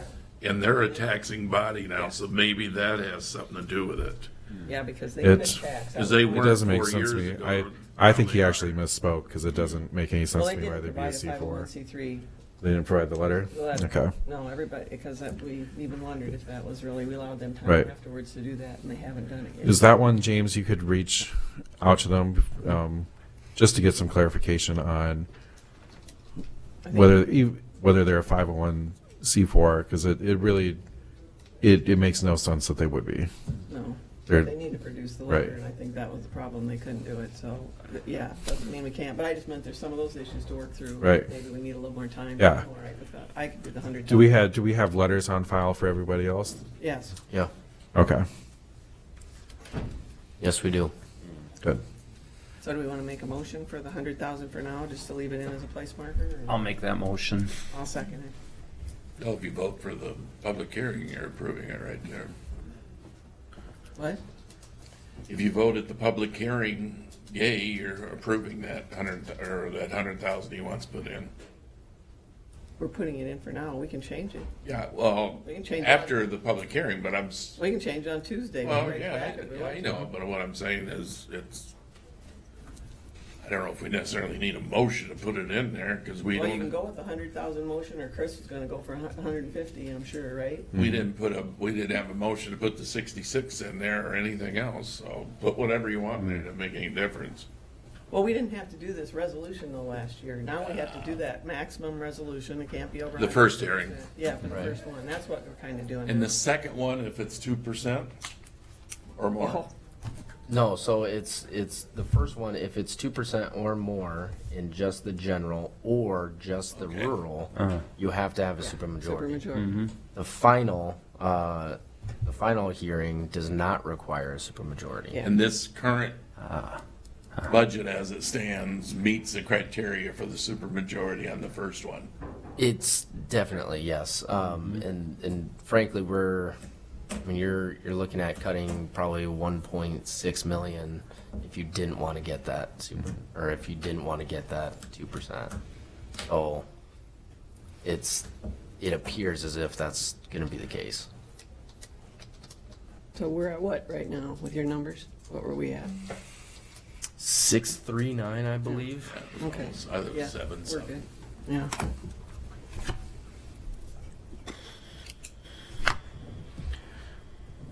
Excuse me, 684. Okay. Oh, yeah. A little above the 2%. Yeah. It's just the general fund. But that's, yeah, just. Right. So, so moving on, I have operational budgets just to go through.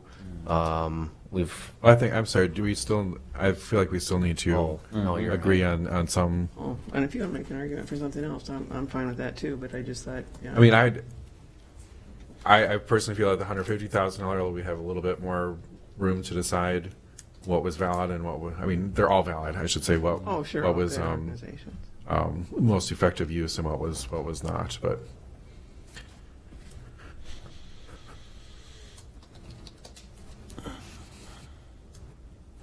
So that's my argument. I knew it was. I know it would be, so that's all right. I don't care if I you- thought it was fair. I don't care if you put $500,000 in there, it doesn't mean nothing. All right, I'll second that resolution.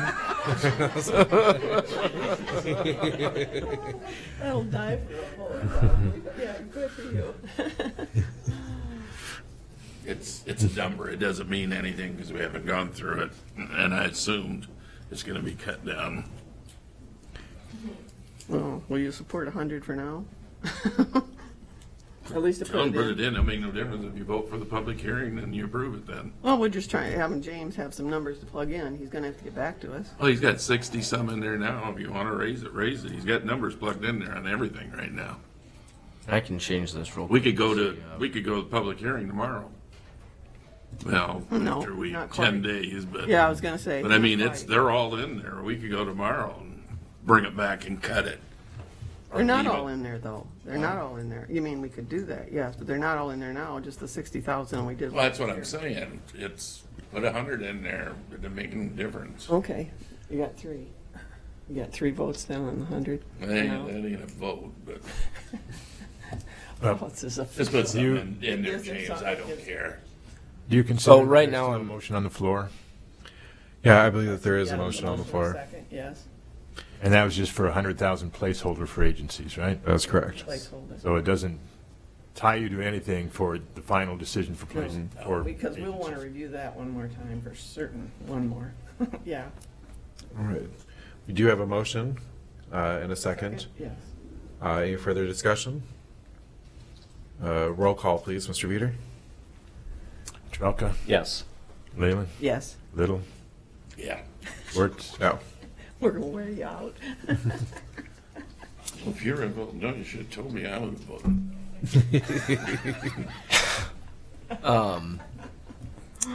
Just so you guys are aware, this, I just updated it to those 2 placeholders. So increasing the library to 169,000 Okay. and adding the additional 40,000. Our tax askings, our bottom line, so to speak, we are asking for an additional $200,000 from last year. Okay, good to know. Thank you. So, Right now. yes. That's all right. That's not making any adjustments, Dan. Also keep in mind, so what I was saying in the very beginning was, I have the sheriff's highlighted in blue because those are 2 deputies and the social worker. So those are Yeah. all 3 of those FTEs. Just to give you a good picture of what that looks like. Social worker, commissary, deputy, room and board, Yep, And then second one- deputy. an attorney, and the third one had to be, or third person, but second deputy was us, if it had to be us. Yeah, that was my question. Yeah. So you have those, Now- But that's you have what's 3 built in. people in now. Correct. Now, what this is not reflecting is the portion that will come out of attorneys, whatever that is.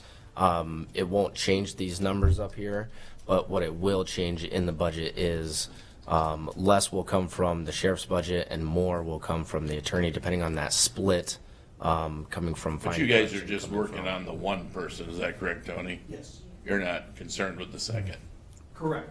That's And us. really, it'll be 20 to 30 grand out of fines, and all we're trying to do is sustain that for a longer period of time, or extend the sustainability of that room and board. His down there would probably bother me more than yours for the mere fact he has 5 people drawn off of it now for salaries. And Right. if that ever goes down, is he going to not fund that one over one of his people, or is he going to get rid of one of his people?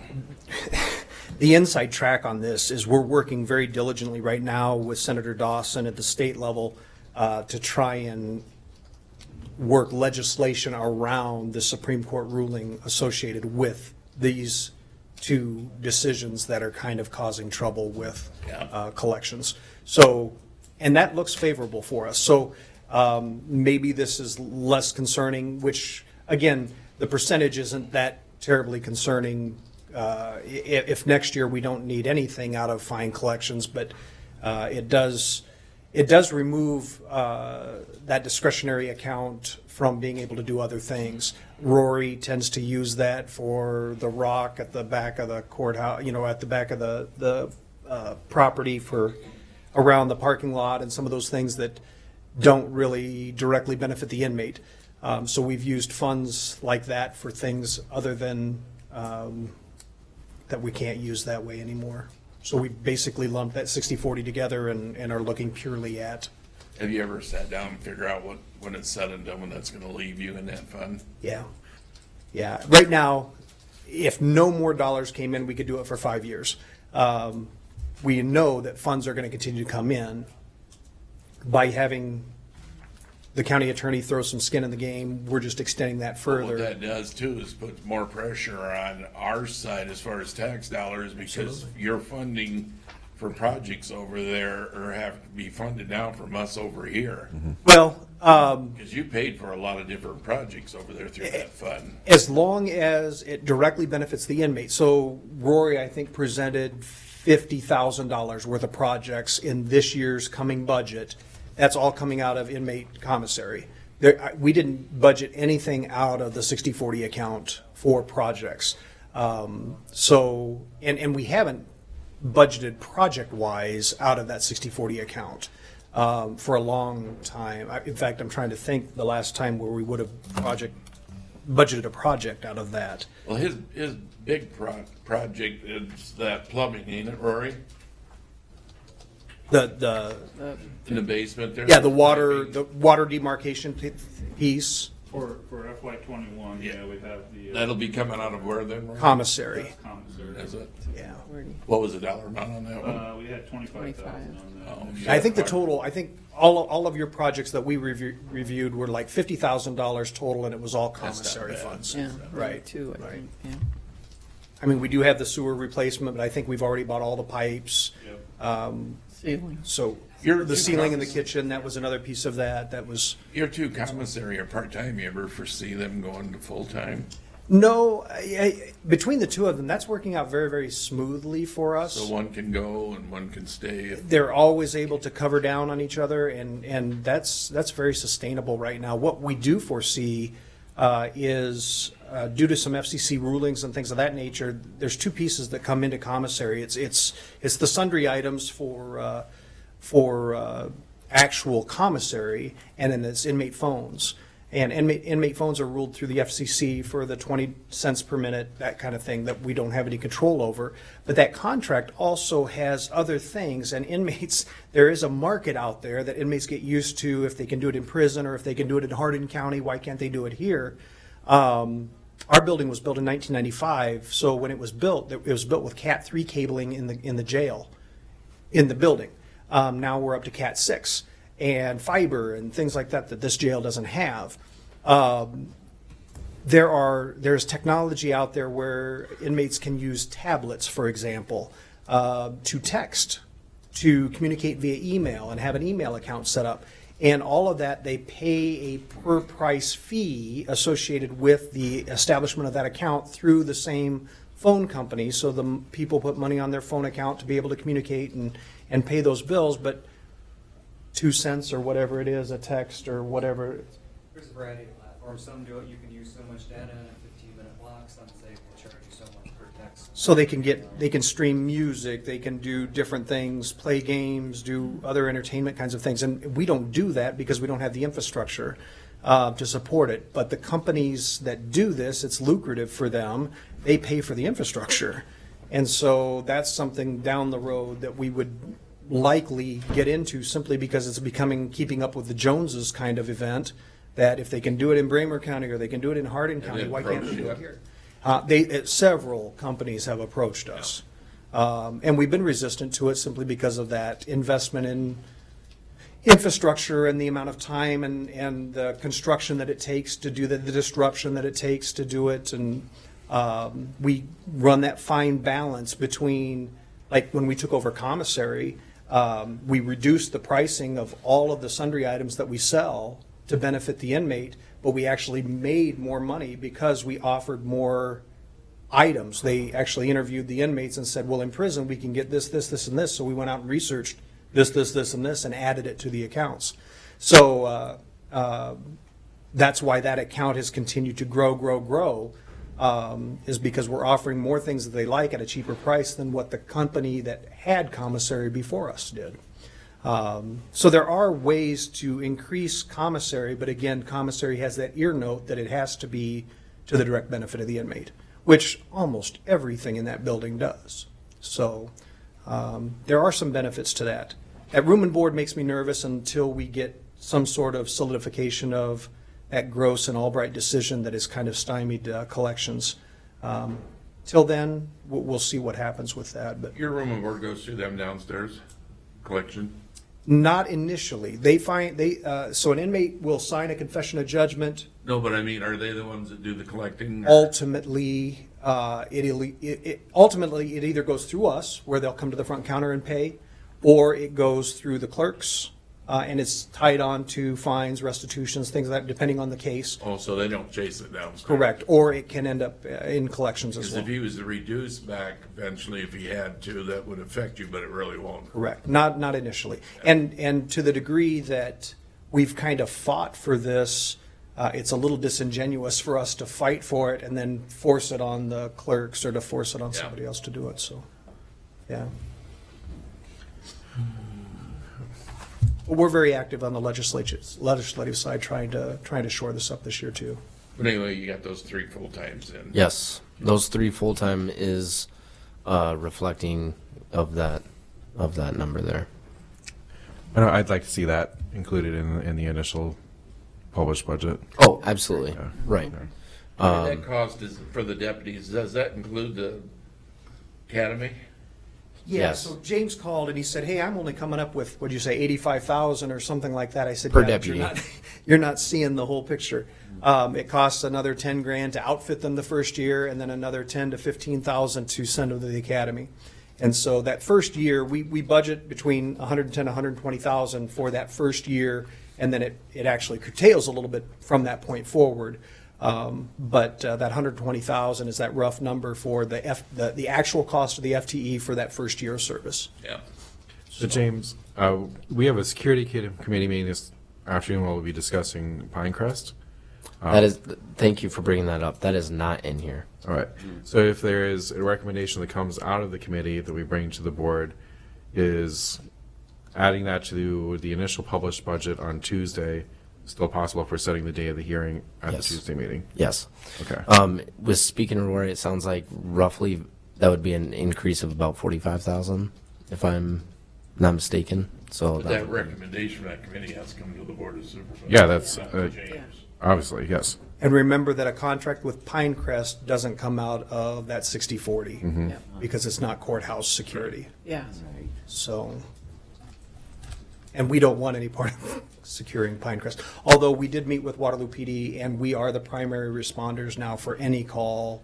Their doors weren't locked down either, and we're getting to that point any day now that them doors are gonna, they're set up for lockdown. The cards haven't been distributed yet. I think Rory said they're working on that. Right. So pretty soon, those doors will be shut down on all the floors. Yep. Yep. Which will make a big difference. That'll help. Can we have a little bit of clarification on that, Roy? Yeah, right. Oh. So I communicated with Rory late last week or the beginning of this week with regard to some of those alarms and stuff as well. We talked about some of the phone system too, being, Yeah, so- lots of things we can be doing to improve. Rory Giving, maintenance superintendent. So the way the system will work over at the Pinecrest facility, we've added some additional key fobs in certain locations. We've also upgraded we call it our Millennium system, which is our key fob program. And what that did was allow us to add a function over at Pinecrest. We call it the lockdown function. And so the idea is that each department will have a activate, deactivate card assigned to their department, and they can hang it in their department, however they decide to manage that. In the event that they want to go into a lockdown, that allows the employee to go to any fob located in that building with the activate fob, and that essentially locks the building down. And then vice versa, it's got a deactivate function, which then to go out of a lockdown, you take the deactivate and it takes it out of that lockdown situation. And what that lockdown includes are, which is different from in the past, is we'll have fobs on the wing doors. And so essentially all your office spaces, with the exception of 5th floor, will have the ability to lock those wing doors down. It also affects the elevator. It'll affect the elevator from going to the lower level. It'll lock down the doors going to the basement level, and the entryways coming into the building. Would a fire alarm override the lockdown? Yes, the fire alarm is tied in now to the key fob system, so same thing. If the fire alarm goes off, then it actually will unlock the building, or tornado. So it's a pretty nice system. Where we're hung up right now is getting the badges assigned. We've got the program in place. We now have just received additional badges. We did get the courthouse taken care of. All of the court administration, the state employees now have their badges. So our next phase is getting the Pinecrest. What's time frame Pinecrest? Well, I know that I've been working closely with Kim. Kim's actually been doing the majority of assigning this, and with the new program that she's initiating here on Monday, I know that's kind of taken the precedence. I spoke with Kim this morning, and we have the badges, so I kind of gave it about a 2-week time frame to get all of those put together. We have to train also the employees over at Pinecrest on the system, so they're comfortable using it. So that is the huge improvement for that facility. But like Chris had mentioned, we do have a security committee meeting here today at 3 o'clock to kind of talk about some of the events that have taken place over there in the last couple of weeks, taking a look at the new VA Community Center, and just procedures. Okay. So hopefully that'll be a productive meeting, and we can come back to the board after that. I know the VA meeting last night, they had scheduled their own security meeting for today as well, but they canceled that, and they're planning to be at least a couple of them. Oh, okay. With Yolando to attend. the Good. meeting, so. Yeah. So would folks prefer that we wait on Tuesday to add a placeholder in this budget? Should we decide? Because I will come to, Dan and I will come with a recommendation out of the committee meeting today, and then to the board on Tuesday. For the placeholder at least. and Yes. nothing more, so that'd be good. Okay. Yeah, that sounds good. All right. So we'll continue this discussion in the security committee meeting today. All right. So, in kind of finishing up my recap here, with everything inputted, without the $45,000 for Pinecrest security, really you're looking at a $245,000 increase in tax askings from last year to this year. How much again? 250, 245. I'll So if scroll down we here. publish this tomorrow, how much has to come out of it on the second hearing to get down to our level? What do you mean? Well, you're at what, 6.84% on this budget so far? Mm-hmm. To bring that number down, what do you got, how much has to come out there? If you wanted to bring the number down, Well, I would hope we would. Well, you can't go over 102 without the. 1.9, 1.9 1.9? would have to come out of that budget in order for the general fund rate increase to be lower than 2%. That's why my comments before were. That's a lot. That's a lot. $1 million. Not the general fund rate increase was like Yeah. total revenue, not a tax rate. It's a revenue figure that you can't go over 2%, right? Not the rate. Correct, sorry. So, but the revenue on here currently is increasing by 6.99%. So in order to get that lowered, you're looking at, excuse me, I'm sorry, I was looking at the wrong line. It's 1.3 million would to get it below, because we're currently asking 1.9 million more than we did last year. So that rate increase is. But that's including the capital list of Correct. everybody right now. Yep, that's Everything that's been talked So about that's so far. the health center and everything is in this. Now, if you remember, what I did was, when we had discussed Grundy Road, Yes. it was brought up that we would put forth some sort of dollar figure to Grundy Road. In this scenario, we are bonding for all of Grundy Road, and we are pulling the funds from our reserves to pay for the health clinic. So if we don't do that, then we can then allocate those funds that we were putting towards the health clinic to Grundy Road, so on and so forth. I've provided debt service payments for $3, $4, and $5 million that Maggie has provided me with Spear. So that will give you an idea of if we, I mean, the type of level, I mean, the level of debt that we want to take on. Well, right now, you get the 4 million in there, Absolutely. and the interest rate looks like they're at, 2%. Yeah, and that's a guesstimate. yeah, Correct. yeah. And I thought I heard the board say the other day that if it was around that number, we'd bond for it. Yes. Well, it's just The looking at 4 the million. scenarios you must- The option was brought up. The other option was brought up to bond for all of it.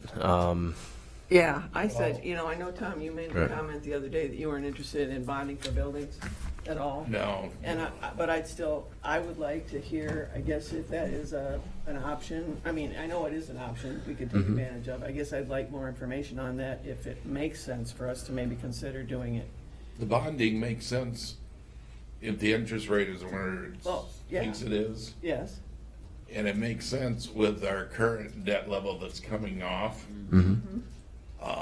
rather than to use reserves. I Yes. think, I mean, even though the reserves still, I'd like to see them get down there. yeah. I still think it'd be smarter to bond for that. And you're looking at a 7-year. Correct. What I've provided you Providing is, some options, yeah. yes, what I've provided you is 7 and 10 years. And that total project is 4 million that we needed. For Grundy Road, yep. Just shy. Well, I wouldn't be in favor of 10 years. The 7 is probably our norm. Yeah. Yeah. Well, 7, what is this $5 million option? What's that? The $5 million option is the clinic and full Okay. Grundy. Gotcha. Yeah. Okay. Would the board, I'd like to know, I guess, your feelings. I guess I'd kind of like to have Maggie invited to the Tuesday meeting. and Sure. Talk a little bit more about that, just to see if that's a possibility we want to consider. If we don't, then that's fine. The board doesn't have to. But Possibility for what? to talk more about the bonding, if we do both projects at the same time. Well, why wouldn't you want to, we're trying to bring the reserves down. Why would you want to use some of the reserves for the one project? Well, we will be using reserves for solar. That'll bring it down, Correct. obviously. I guess my point being that we are in a strong financial position. I don't mind bringing reserves down. I don't want to tax people for it. We knew that's what we said. We didn't want to have to do that, so it was an opportunity for us to tax, not tax people, but to keep us in that same strong position if there is another way of financing, the two options. But I think the 1.2 is already in here, right, James, for the solar? So with the 900 coming out of the reserves, I thought he said we were sitting right around the 34% yet, Mark. Well, So- yeah, 37. That's still high, 34. after taking solar and the 900 for the But clinic. why wouldn't we want to keep it high and have that opportunity to use it? Not high. It's not so high, Tom. It's not. It's like they told us that it's good to have 3 to 5 months, and we had 7 months reserves on hand. So it's not like we're sitting on this gold mine. It But- depends on who you listen to, because our auditors for 12 years said 26%. And that's what the one said last This time. current auditor now is looking in the high 30s, so it's whatever you want to do it, but my point's always been, if you got too much in reserves, you're using the taxpayers' money. Well, no, that's not the case. That's what we don't want to raise taxes. That's what I'm Exactly. saying. We don't want to do that. So we're not doing that. But if you bond for it, how are you going to pay for the bonds? Through tax dollars, right? But I want to look at the options. That's Yeah, just I looking at understand, the but if you bond for that, you got to pay for it. So therefore, you're using tax dollars when you got the money there to pay for it and be done with it. But why not look at the option and see if it doesn't allow us to keep And still some- leave a large reserve, Well, not a large reserve, but we could still keep some reserves. more than 26%. And next year have another opportunity for maybe another project, maybe to pay down the taxes then. I mean, we talked last year, we didn't want to just do dramatic reduction. If we could do it incrementally, It might be better. It's just a- it's Yeah, just I understand, one but I'm option. just saying, them reserves are over 30%, that's too much. And that's, In your opinion. It makes it feel Your good. opinion. I'm not sure It I was said the that. auditor's opinion for 12 years until we got a different auditor. Well, times have changed and things cost more. Okay, let's keep There's- 40%, use all that tax. I didn't say we need to use 40. I said we'll take a look at what it is. I think when we did all this, we were talking about, what, 35 or 34? So it's not like it was like this great amount. But if you're able to pay for the clinic and not bond for it and not have a bond payment, wouldn't that make sense? If, yes, and it might make more sense to do it that way. I'm not saying that we don't. And to be honest with you, we really haven't had a vote yet to see if we're even doing the clinic. I mean, is that a given? No, that's, Right. no, Okay. it's not, but he's got it built into our capital list right now, Right. so it is included See, in this, this number. Right. this system here, really, I'm still puzzled how we're supposed to work through this. I mean, it, we could do a budget right now like we've done every year and be done with it here on the first, you know what I'm saying? Because I think it's pretty obvious, we're not gonna leave this budget where it's at. And, Well, we can use reserves to buy it down, you know, obviously. but, yeah, but you're not gonna leave it where it's at. That dollar amount, surely if you publish this in the first one, you're gonna have a different number on the second one. It just seems to me we could get to that point right away and publish both of them the same. You follow me? Yeah, have one budget and that be it. Yeah, I mean, I'm not really sure what the legislators was trying to do here.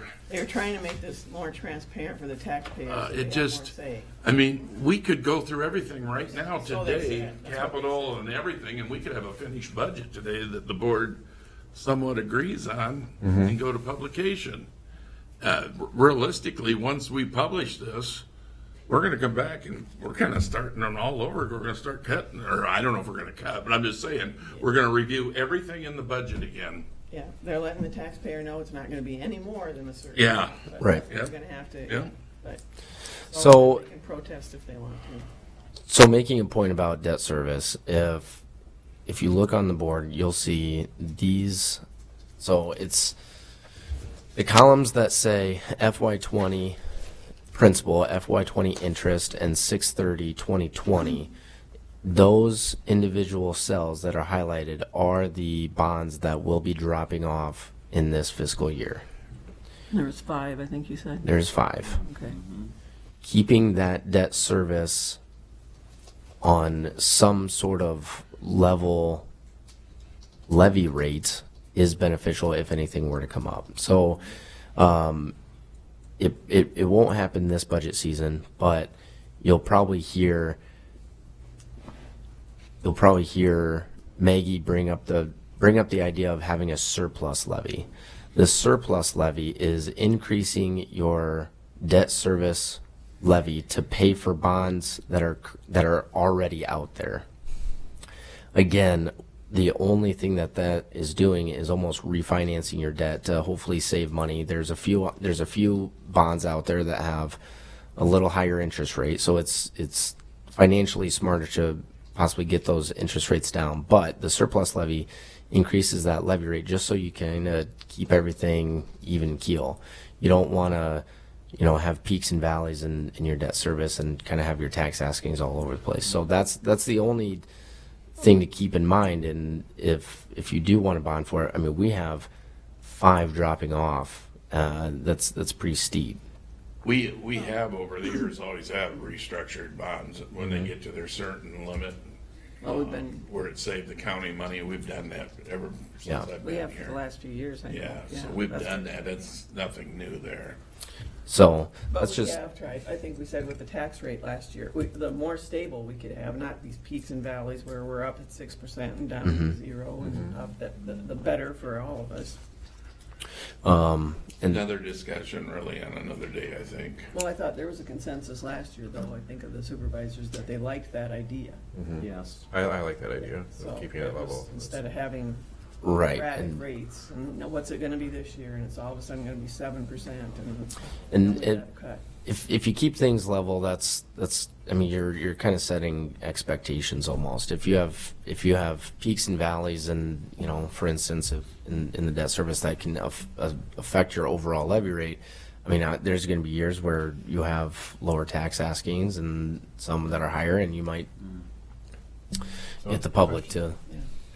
Do you have some surplus built into debt service tax askings at this point? No, so what I was trying to say was, when we set the FY22 budget, that's when Maggie will bring up the surplus levy. Okay.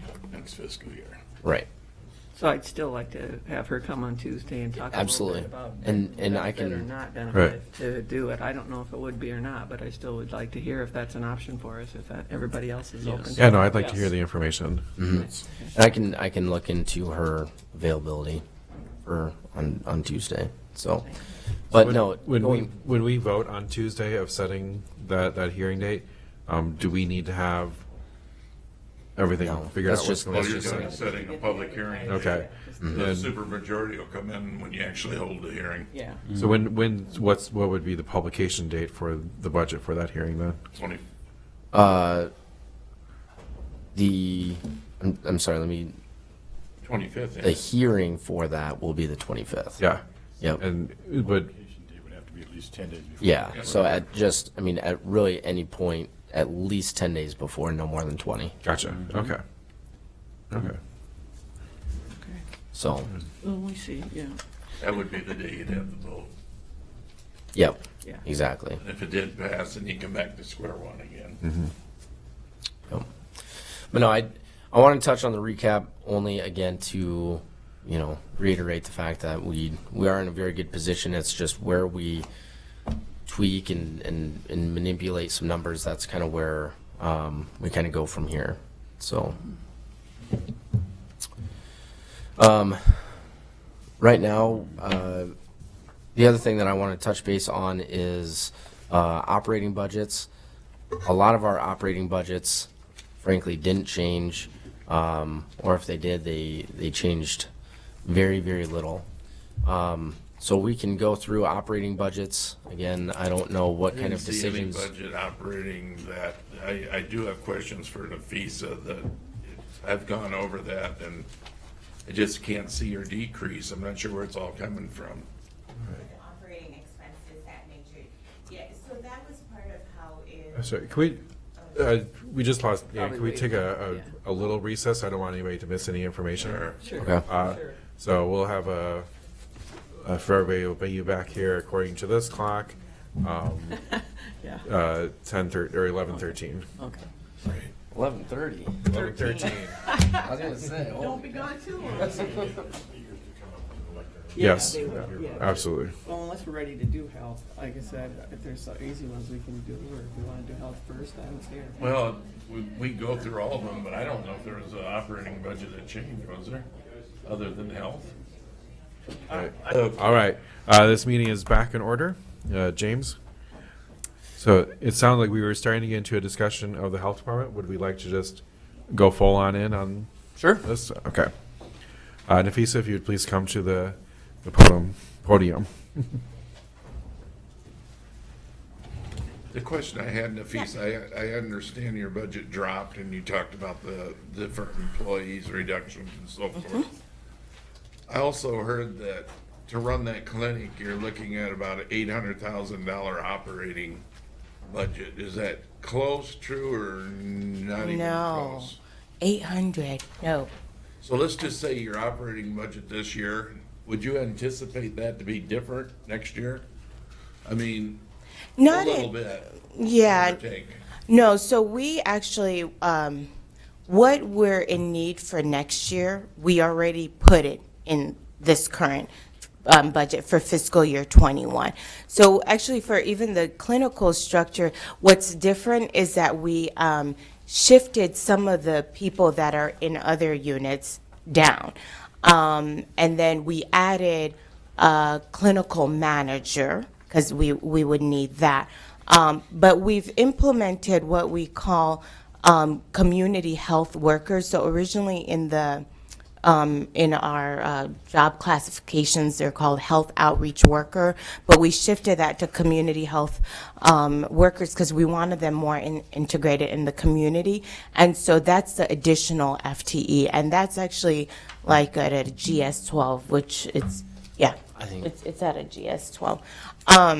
So, but no, it's the same personnel that's there. What you see is we didn't want to overestimate a revenue Well, the stream.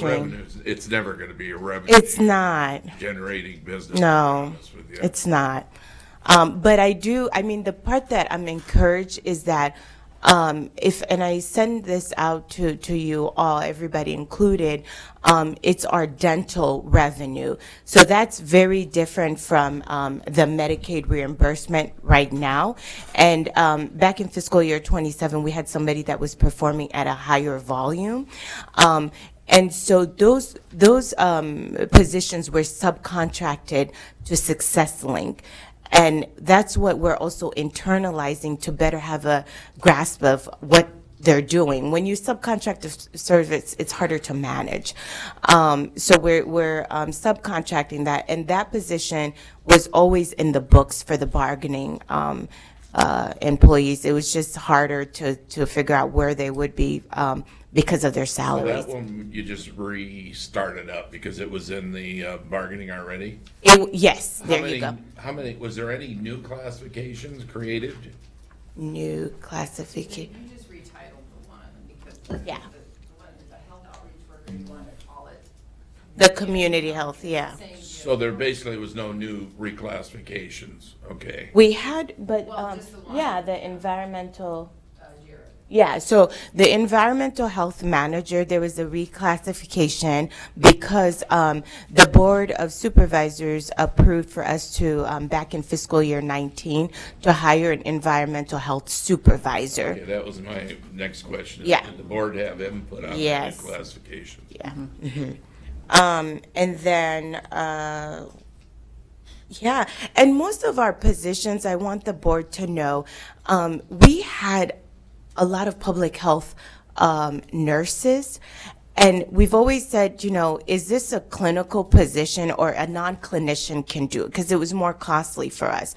So now some of our positions that previously were done by nurses are done by what we call the disease prevention specialist.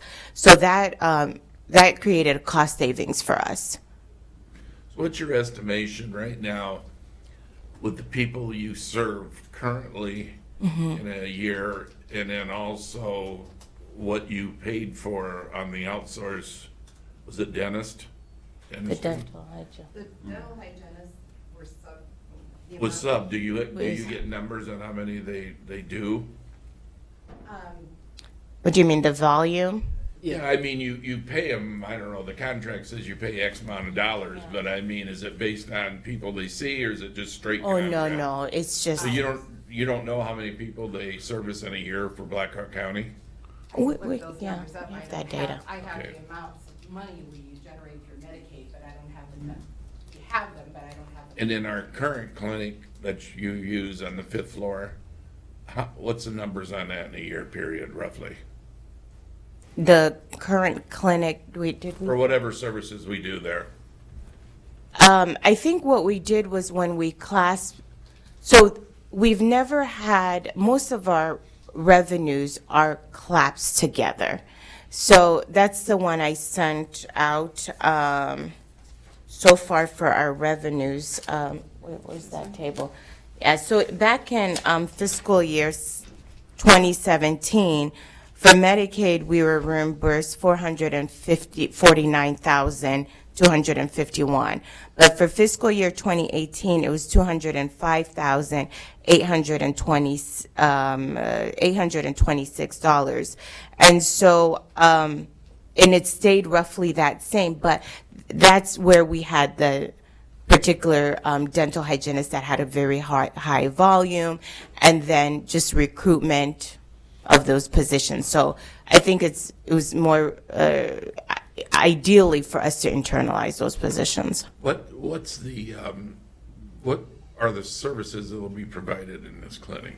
So I sent out, if you see. And I'm sure I've seen that somewhere. 'cause Yeah, we it have a is, lot of it is. information. So, and I want to clarify to the Board of Supervisor, we're gap filling services, right? So a lot of what we're going to be doing is in particular, again, focusing on the high rates of sexually transmitted diseases that we have here at Blackhawk County, but also the dental screening and fluoride varnish, developmental screening targeting children up to age 5. We can do that. And these are services that we can bill for. And also the positions such as the dental hygienist, public health nurse practitioners, they're all revenue generating positions. Another thing is the comprehensive adolescent well visits for parents and adolescents ages 12 through 17. We're noticing a decrease in the well visits of adolescents just because that tends to happen. So just implementing those gap filling services is what we're trying to do. And the reason the 5th floor is just not conducive, and that's why I've even requested if there needs to be, any of you all want to walk through to just gain an understanding of how the patient navigates and what creates that limitation for us. But we're going to work with the 1st floor and what we have if the board approves it. But we are limited with the 5th floor, so we're not even billing for the things that we can additionally do. We're also in we service also Bremer, Grande, and Buchanan, but that's from a grant from the state. We are in the schools in Waterloo school districts. We are and people don't know that as much, but we are the ones that are providing some of the services under the Success Link Success Street clinics. So it's the health department. So I guess maybe you've already said it. What is your estimation on how many will come through the door in a year? Roughly, I know. I don't have a number, Tom, but I do know now with the momentum of where the health department has positioned itself that we will get people. It's just that we have, in order to do that outreach, we have to have that infrastructure to serve. And so we are going to get people. But you just don't know. I just don't know, but I know. We have, and this is, I'm going to ask this request. February 18th, we are presenting the community health needs assessment.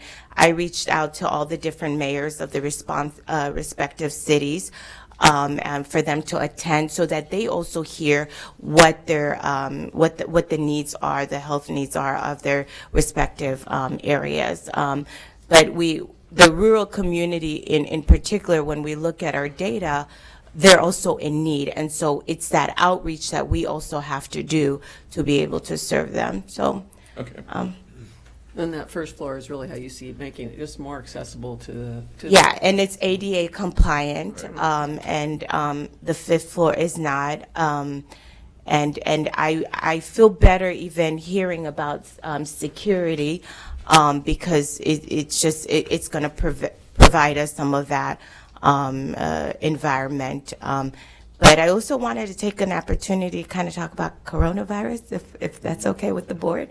And this is, with safety, you rarely see things that are happening behind the scenes because people are doing their job. And so public health is the same way. So we're behind the scenes doing our job. And so right now we are under tight surveillance. I don't know if you all have heard news that there's 2 individuals in Iowa that's under tight surveillance. We are going to have information on our Facebook feeds and also information on the website. Iowa, Blackhawk County, we're at low risk. We're working with UNI in terms of just the international programs, but also the traveling is, I don't want to label a particular group, but it's also in regards to everybody that's traveling in and out of China right now. There's tight surveillance. So I just want you all to know that we're really keeping an eye. Flu is still the number one issue going on.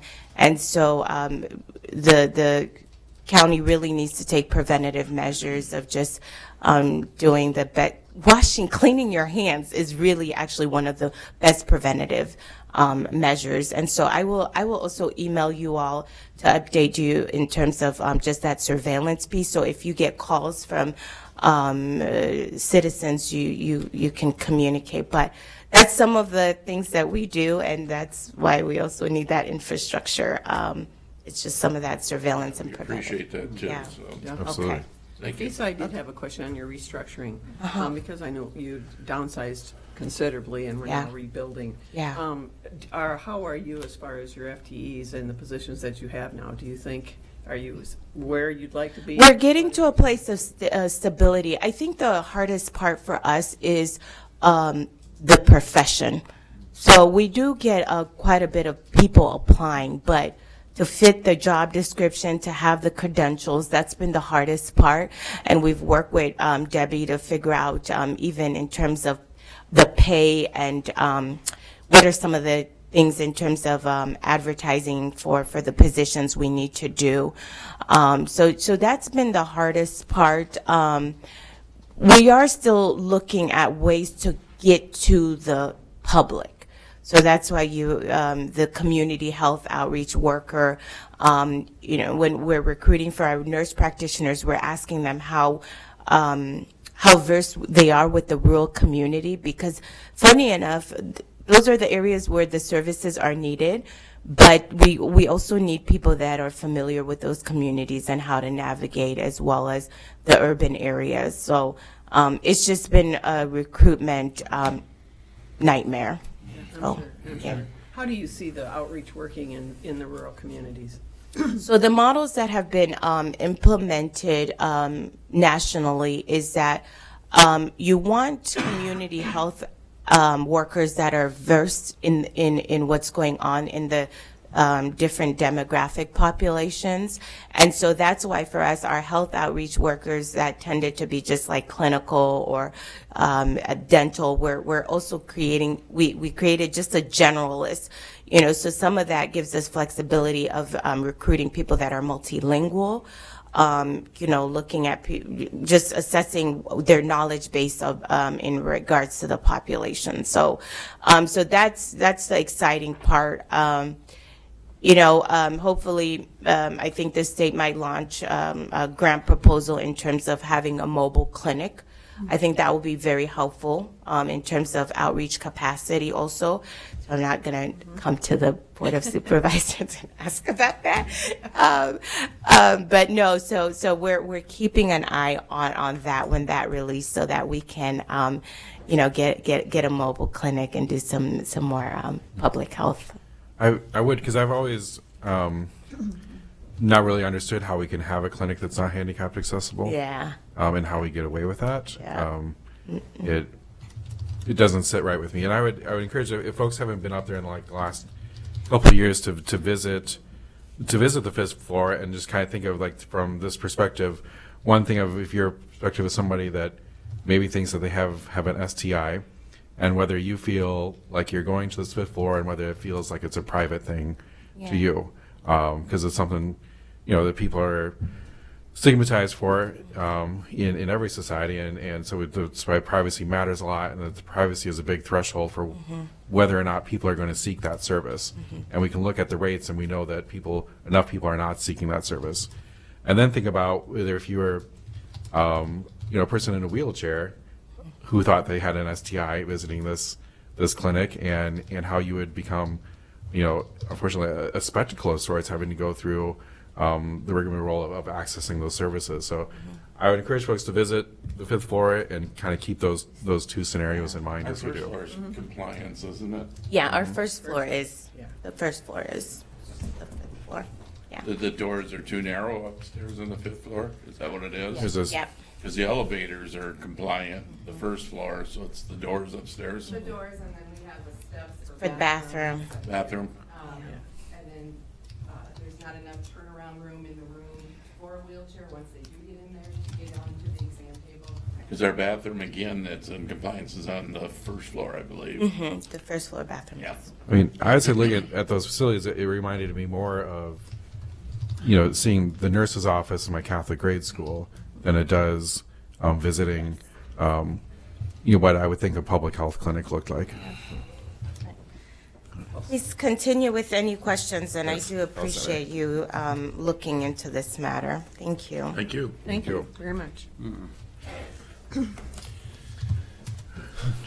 Aside from, obviously this is a really kind of bigger ask. Realistically, the operating expenses are decreasing.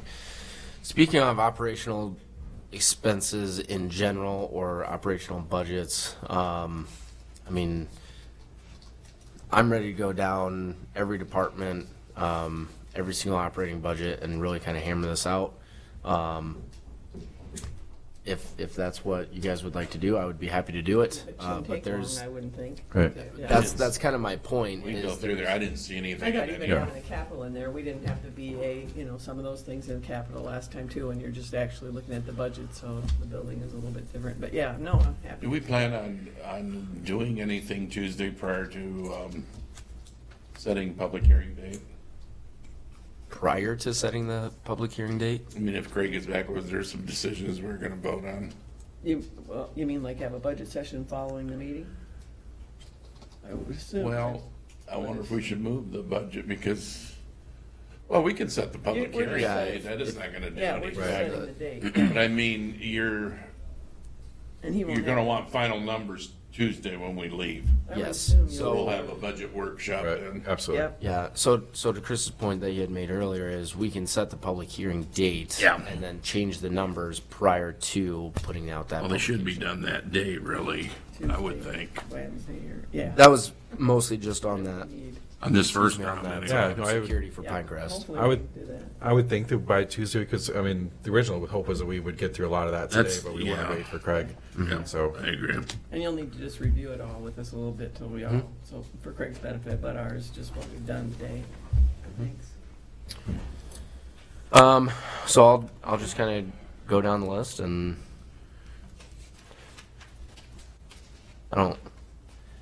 do you want to vote on everything? Do you want to? What do you want voting on? We just, kind of, yeah, unless we It have was an just- issue with it. okay. Yeah, we'll Okay. just go through it. This is my first one. I'm Hey, asking yeah. questions here. I don't know. Yep. I want to vote on 4 of those up there. This is the board office. You'll see really the operating expenses. I mean, they fell just because there was some insurance premium that we don't need anymore, so that just dropped off. Everything else stayed the exact same. The salary and benefits are really the only thing that increased, and the vast majority of that is just health insurance going into FY21. Move on. Move on. Next. Yeah. Yeah. Next, Dan. Yes. Okay.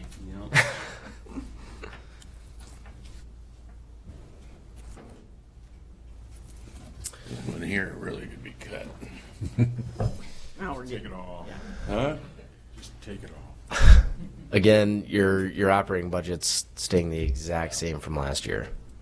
Well, the one change in there we had in the salaries and benefits, I don't know if Grant discussed it and I spaced off, or the 45,561. Did we talk about that? Grant speaks fast, but Oh, okay, because that's what I don't remember. So. The main thing that will be, that we're hoping to change, and we talked to some of you about it, we have an employee that is retiring at the end of the fiscal year. She's in the payroll section. With the software and technology that we have in payroll, and with Country View going off the payroll, we really can get by with 2 people instead of 3 in payroll. But that position that she's vacating, Billy would like to have somebody who would be an accountant that could do some of the work that she normally does. It's above the level of the work that the people in accounts payable and receiving do. And it's a position that actually existed before. I don't know I don't think any of you were here when Bonnie Adamson was here, but she was the accountant in, Tom, you were here, right? And when she left, we reconfigured things so that we didn't have that, but we've had different reconfigurations since then, and you've had a taste of how much work there is in that area when we were going through the process of hiring James. And so that's our request, is to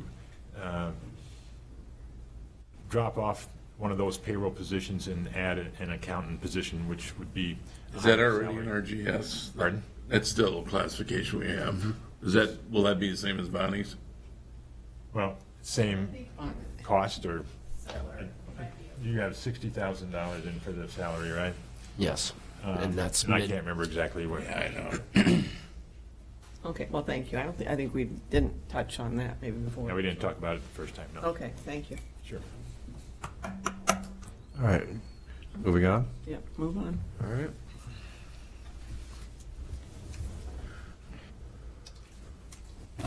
Here's where it gets real dicey. So this one changes due to the 3 additions of. Yes. Again, not much change here. Your revenue is dropping 72,000. Again, that is really just a lot of the room and board. In speaking with Tony, we felt that previous years we budgeted 350, and then this year we went ahead and dropped that by 50,000. So that's the vast majority of that. And we'll just kind of see where that comes in at. Weapons permits for the other one, they're on a 5-year cycle starting in 2011, so 2021 will be the next cycle where we'll have a huge influx of weapons permitted.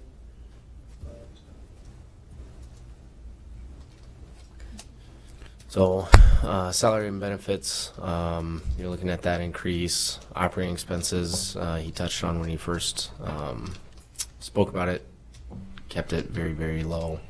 And then the decrease in capital, so. All right. All right. Any further questions? Okay, moving on. Yes, either speak now.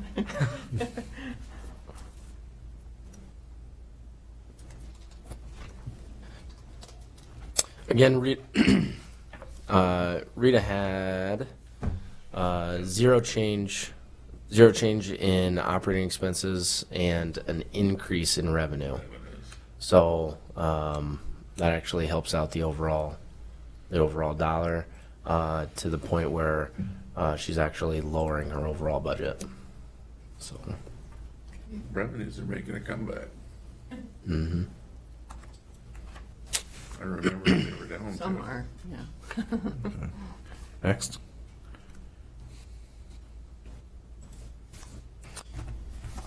Again, you're going to see a similar theme here. Recorder's revenues went up by $41,550. Salary and benefits, unfortunately, I don't know why there was a high dollar amount budgeted for FY20. Looking back at it, I think it was frankly an error when Susan was typing those in. So you're seeing a decrease here. But I double checked, triple checked, quadruple checked. That's exactly what needs to be budgeted for FY21. So, and then furthermore, looking at the salary projection sheet for FY21, that did not match what was inputted for the actual budget. So that's something changed absolutely last second, but that it just kind of seemed like there was an error when putting those numbers in. And again, the operating budget decreased. Okay. Any questions? Nope. All right. Could you send those out, James, electronically later? Because I think some of those changed from when they initially did some of these. Okay. You bet. Thank you.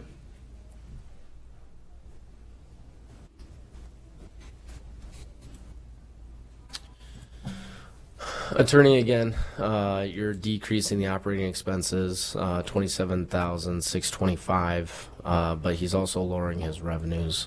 That's really netting out an increase there.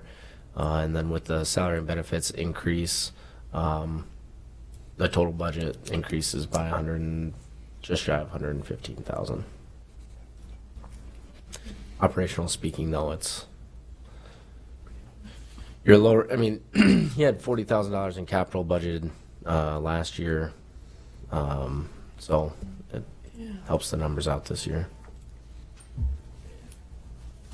I think he has fees. He has a lot of his fees for that. Mostly.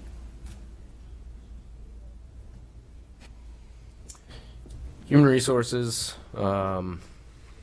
same thing. Operating budget stayed the exact same. No change. Really, just the only change was salary and benefits.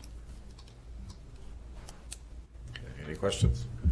All right, moving on. I feel like I'm flying through this, so if you have... We do operating expenses. Yeah, why not?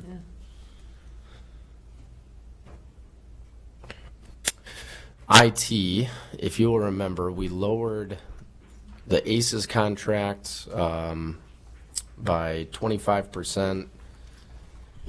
We anticipate lowering it more in years going forward, but we just don't have that number. We want to budget, especially if a new individual is hired into the position, but they can't find anyone for a little bit of time. We want to make sure that ACES is there to continue those services until someone's hired and But I able to see take you're over. working on that contract. Yeah. You and Dakota. He was in yesterday, or they were in yesterday too, I think, weren't they? Trying.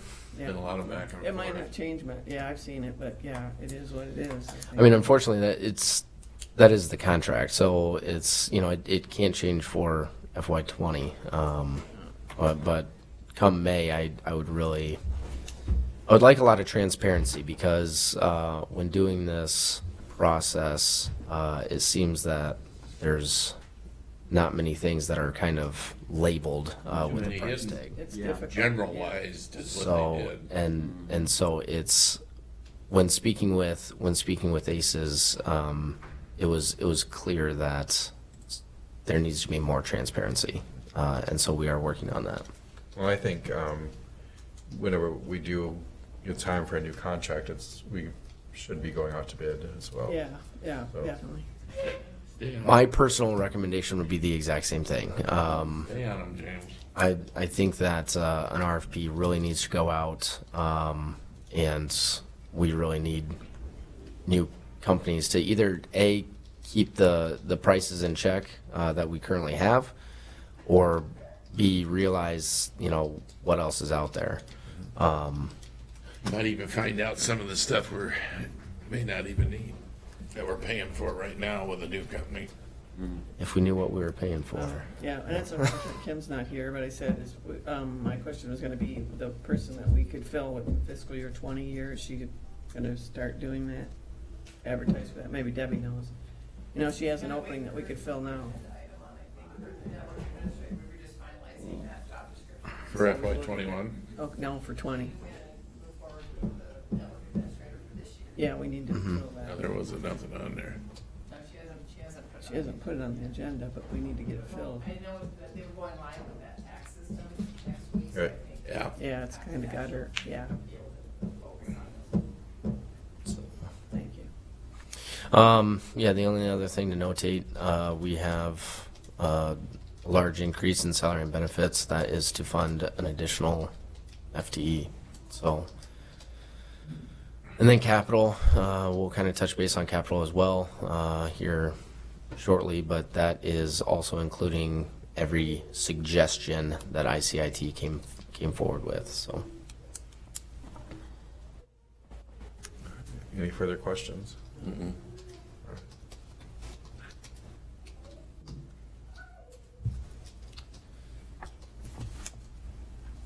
Maintenance, same thing. We're lowering salary and benefits. There was a retirement in that department, so when we backfilled that position, those dollars were saved. The other thing to notate there was that individual, as of yet, did not opt to take health insurance, so there's some cost savings there. Overall operating is lowered by just shy of 11.5, and then Rory's capital went down as well. So, And we talked about that notation's actually accurate at 50,000 rather than 45,000. I'm sorry, I missed your question. 45,000 of capital coming from 60/40. I think we corrected that, I think, before. Correct. Yeah. Sorry. Yes. That's actually commissary too. It's commissary. Not Yep. 60/40, yes, Yep. thank you. And I can touch base when I have the whole capital list. But yes, that is on Rory's budget for capital. Thank you.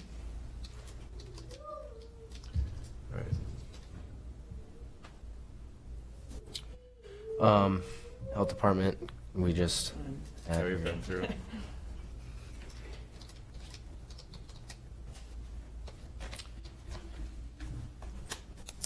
Engineer, there was 554,278. That is increased. Again, the majority of that was those two line items for rock and fuel.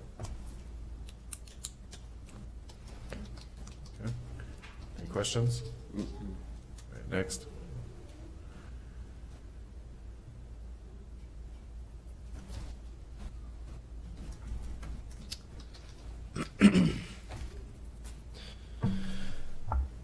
This is elections. If you remember, we are comparing to FY17 because we're going into a presidential election. So that's why we're comparing FY17, just because of the election cycle. Revenues are decreasing, but we never really. I suppose you can kind of speak to that a little bit. We don't typically budget revenue. Those are just kind of coming in from special elections. Right, special elections or city or school elections. So, I'm sorry, I have to think about it. Fiscal 21, the fall election will be the general. There won't be a city or school election, regular election in that cycle. And I'm kind of blanking on reason for the difference, but the fact is, if there's less revenue, it means there's less expense, because the only thing that we get revenue for is for elections that we're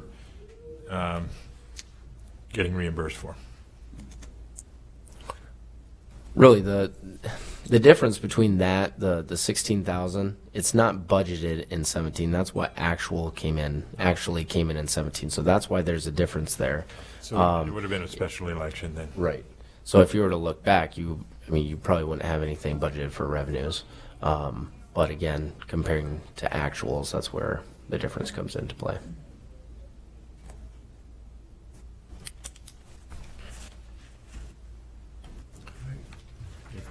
Next.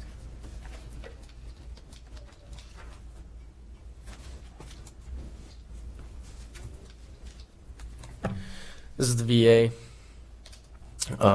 Again, we have 25,000 budgeted for capital.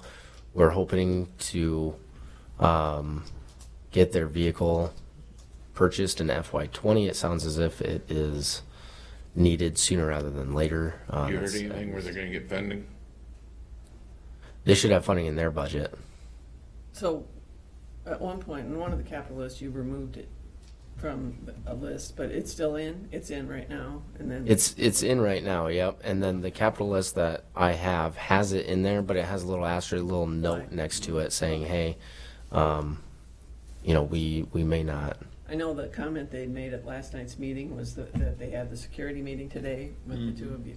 And if there were some overage in the 20 budget, that maybe they could utilize some of that for any improvements they might want to So make. they're not going to do it for the car? Well, they didn't know if they had enough for that. That's what I meant. So to just, as long as it's in there right now, we're good. Mhm. I just meant to remove it. They weren't sure, so they were gonna take a look at it. So I'd like to Mhm. work with you. I think Mhm. we're gonna get back with you. Or they can just wait till fiscal year 21 and buy the car and it's in the budget. Yeah, well. Spend their money on whatever else they were gonna do. I think they thought there might be some overage, but it might not be enough for buy a vehicle, so. Yeah, and listening to Yolando and I'm sorry, I forget the lady's name that was with him that day, is they were really hoping to get it done sooner rather than later. It sounds like there's quite a bit of issues with that vehicle. When I asked him about it last night, though, he said it would be okay to go till then, but I said, Oh, they have to okay. make the decision. Yes. But he just had said. Well, they got "We'll the go till ban May." too, I mean. it's- Yeah. Okay. So I'd leave it in there and they can buy their car the first of the January, July and order it. Okay. We'll give them a squad car. But again, you'll see a decrease in the operating expenses. You'll see a decrease in salaries and benefits. Again, that is really because no health insurance was claimed. I don't know why anything wasn't budgeted for revenues for FY20. Yeah, As we far talked as about that $10,000. 10,000 and then donations as well. So We need to find for the grant wasn't budgeted, as well as donations weren't budgeted. So I went ahead and fixed that and got that For taken care years of. they've never put the grant in. No, they tried, I think they used to, and then they quit. Was it in last year? Grant, that $10,000 grant? The budget or actuals? Because it wasn't budgeted, but it was But received. they did receive it. Maybe that was it. They questioned it one year whether they were gonna get it, so they took it out, but Yeah. put it back in. And they don't know from year to year, but it's just Yeah, but like they've been others. saying that for 10, But 12 we years. said ours do it. Yeah, others do it the same way, so. Yoo-hoo, Mike, we finally got to Yeah. talk about you today. Let's wait till Tuesday on that one. I want him to come every day. We're doing these. Or are we gonna do that Saturday at the special session? I won't come back when this is over, how's that? Yeah, increase in operating expenses by 6,000. Mike had indicated when he was doing his presentation that a lot of these numbers are, it's hard to get a good grasp of what's actually being manipulated here and what's not. The revenues, those were donations, correct? Skewed because of the bridge. Right. Wolf Creek Bridge replacement Yeah. in this budget, and that's 100% reimbursed. About 850. In and out. In and out, yeah. Yep. The operating was the 6,000 on the operating, it would have been basically under, the exception of, because we had an employee move on, we do anticipate sending, the backfill person through the academy. And, we weren't anticipating that. That was someone that left in December, so it was a last minute thing, but otherwise the operating would have been under. We also had the salaries and benefits too, just as a side note. We had numerous people come forward, employees that were not taking health insurance that decided to take health insurance. And it changed things, as you would know, very drastically. And I mean, was it 4 employees? 3 employees. So that changed, that's where the change is on the salary and benefits. Full-time or part-time? Full-time. Altogether, you're looking at an increase of $58,000 for health insurance. So, to Mike's point, there's really nothing. That's is what it is mean, there. Yep. All right, any other questions on? Is that that's the last department, right? Yeah, that's frankly, that's pretty easy for operating, so. Yeah. We're gonna go through Tuesday on our budget before we finalize it. The, nonprofits, right? Yeah. And can we go through capital at that time too and settle those? Yeah, do we Those want are to? really the only 2 areas, aren't they, that we have to hit? Right. To send this one on? Yeah, we definitely need to do capital. I mean, we just did vote on the 100,000 Yeah, to put for the, That'll be in there for the place marker, Right. but I Yeah. mean, that number can even change because but I'm definitely fine with going through and deciding what we want to allocate. I think we can Nonprofits on finalize it Tuesday. Tuesday with capital and nonprofits and if that number has to be changed, it can be changed up or down because we haven't sent it yet to publication. Operating, we've gone through. We're gonna have her here for bonding, so Right. we'll have some more information if he needs some clear message on bonding, but there really isn't a whole lot more, is there? So We're gonna go through this quickly, or? we can. It's whatever the board wants. Anybody I have think, any particular I mean, because I think we could go through, unless we're going to vote on capital stuff today, which I don't think we wanted to do. I'd say let's just do it on Tuesday and vote on it. Yeah, I do too. So one And then as we go through each one, just Yeah. agree or disagree or Yeah. take out or add or whatever. Yep. One comment that I want to make about bonding is really that number won't change for FY21. So when you're looking at a pre-levy, when I was speaking with Maggie, it's extremely flexible what kind of dollar placeholder you put for that pre-levy because it's fluid. You can have, let's say for instance, we only want a bond for $3 million. Well, the full principal and interest payment in year one is only $360,000. Well, the dollar amount that I have earmarked in there is $500,000. So what she does is then she just changes the first payment to $500,000, and going forward, that's kind of going to be the exact same thing for if you wanted a bond for everything. It's going to be primarily just an interest-only payment for that first year.